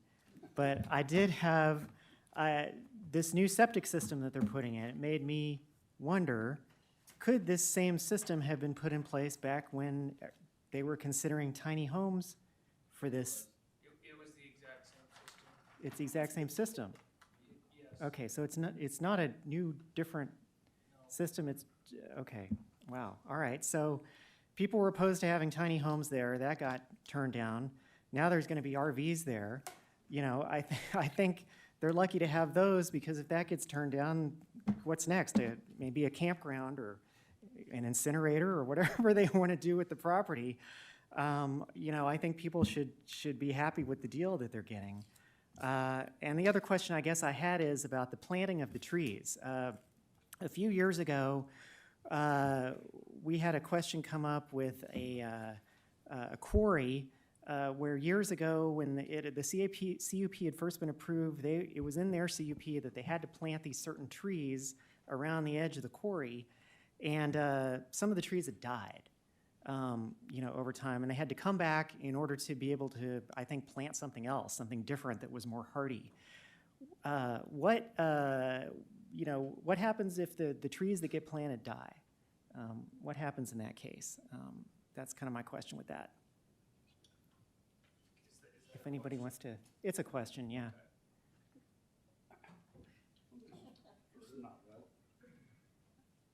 It's relevant to the conditions of the permit. It's one of the conditions. We're voting on a CUP. So basically, if it's a condition to have trees alive, and it's approved, so they have to keep them alive. So if they die, they have to replacement. They have to do the replacement like on the property owner's expenses. So they have to keep those trees because their conditions dead. If they die, they have to replace them. Okay. It's the same as like a POA thing. You're responsible for like your tree in front of the house. Gotcha. Okay, all right, so it's not a one-time planning, they have No, to keep them. it's like you have to keep them alive continuous. and keep them there. All Yep. right, great. Well, I think the neighbors should be lucky to have this deal. Any further discussion by the court? Public comments on the item. Any public comments? Seeing none, Mr. Allen, will you please call a roll? This is for the adoption of the conditional use permit. Justice Taylor. Justice Wilson. Justice Simons. Justice Lyons. Justice Dean. Justice Washington. Justice Koger. Justice Dennis. Justice Hires. Justice Rio Stafford.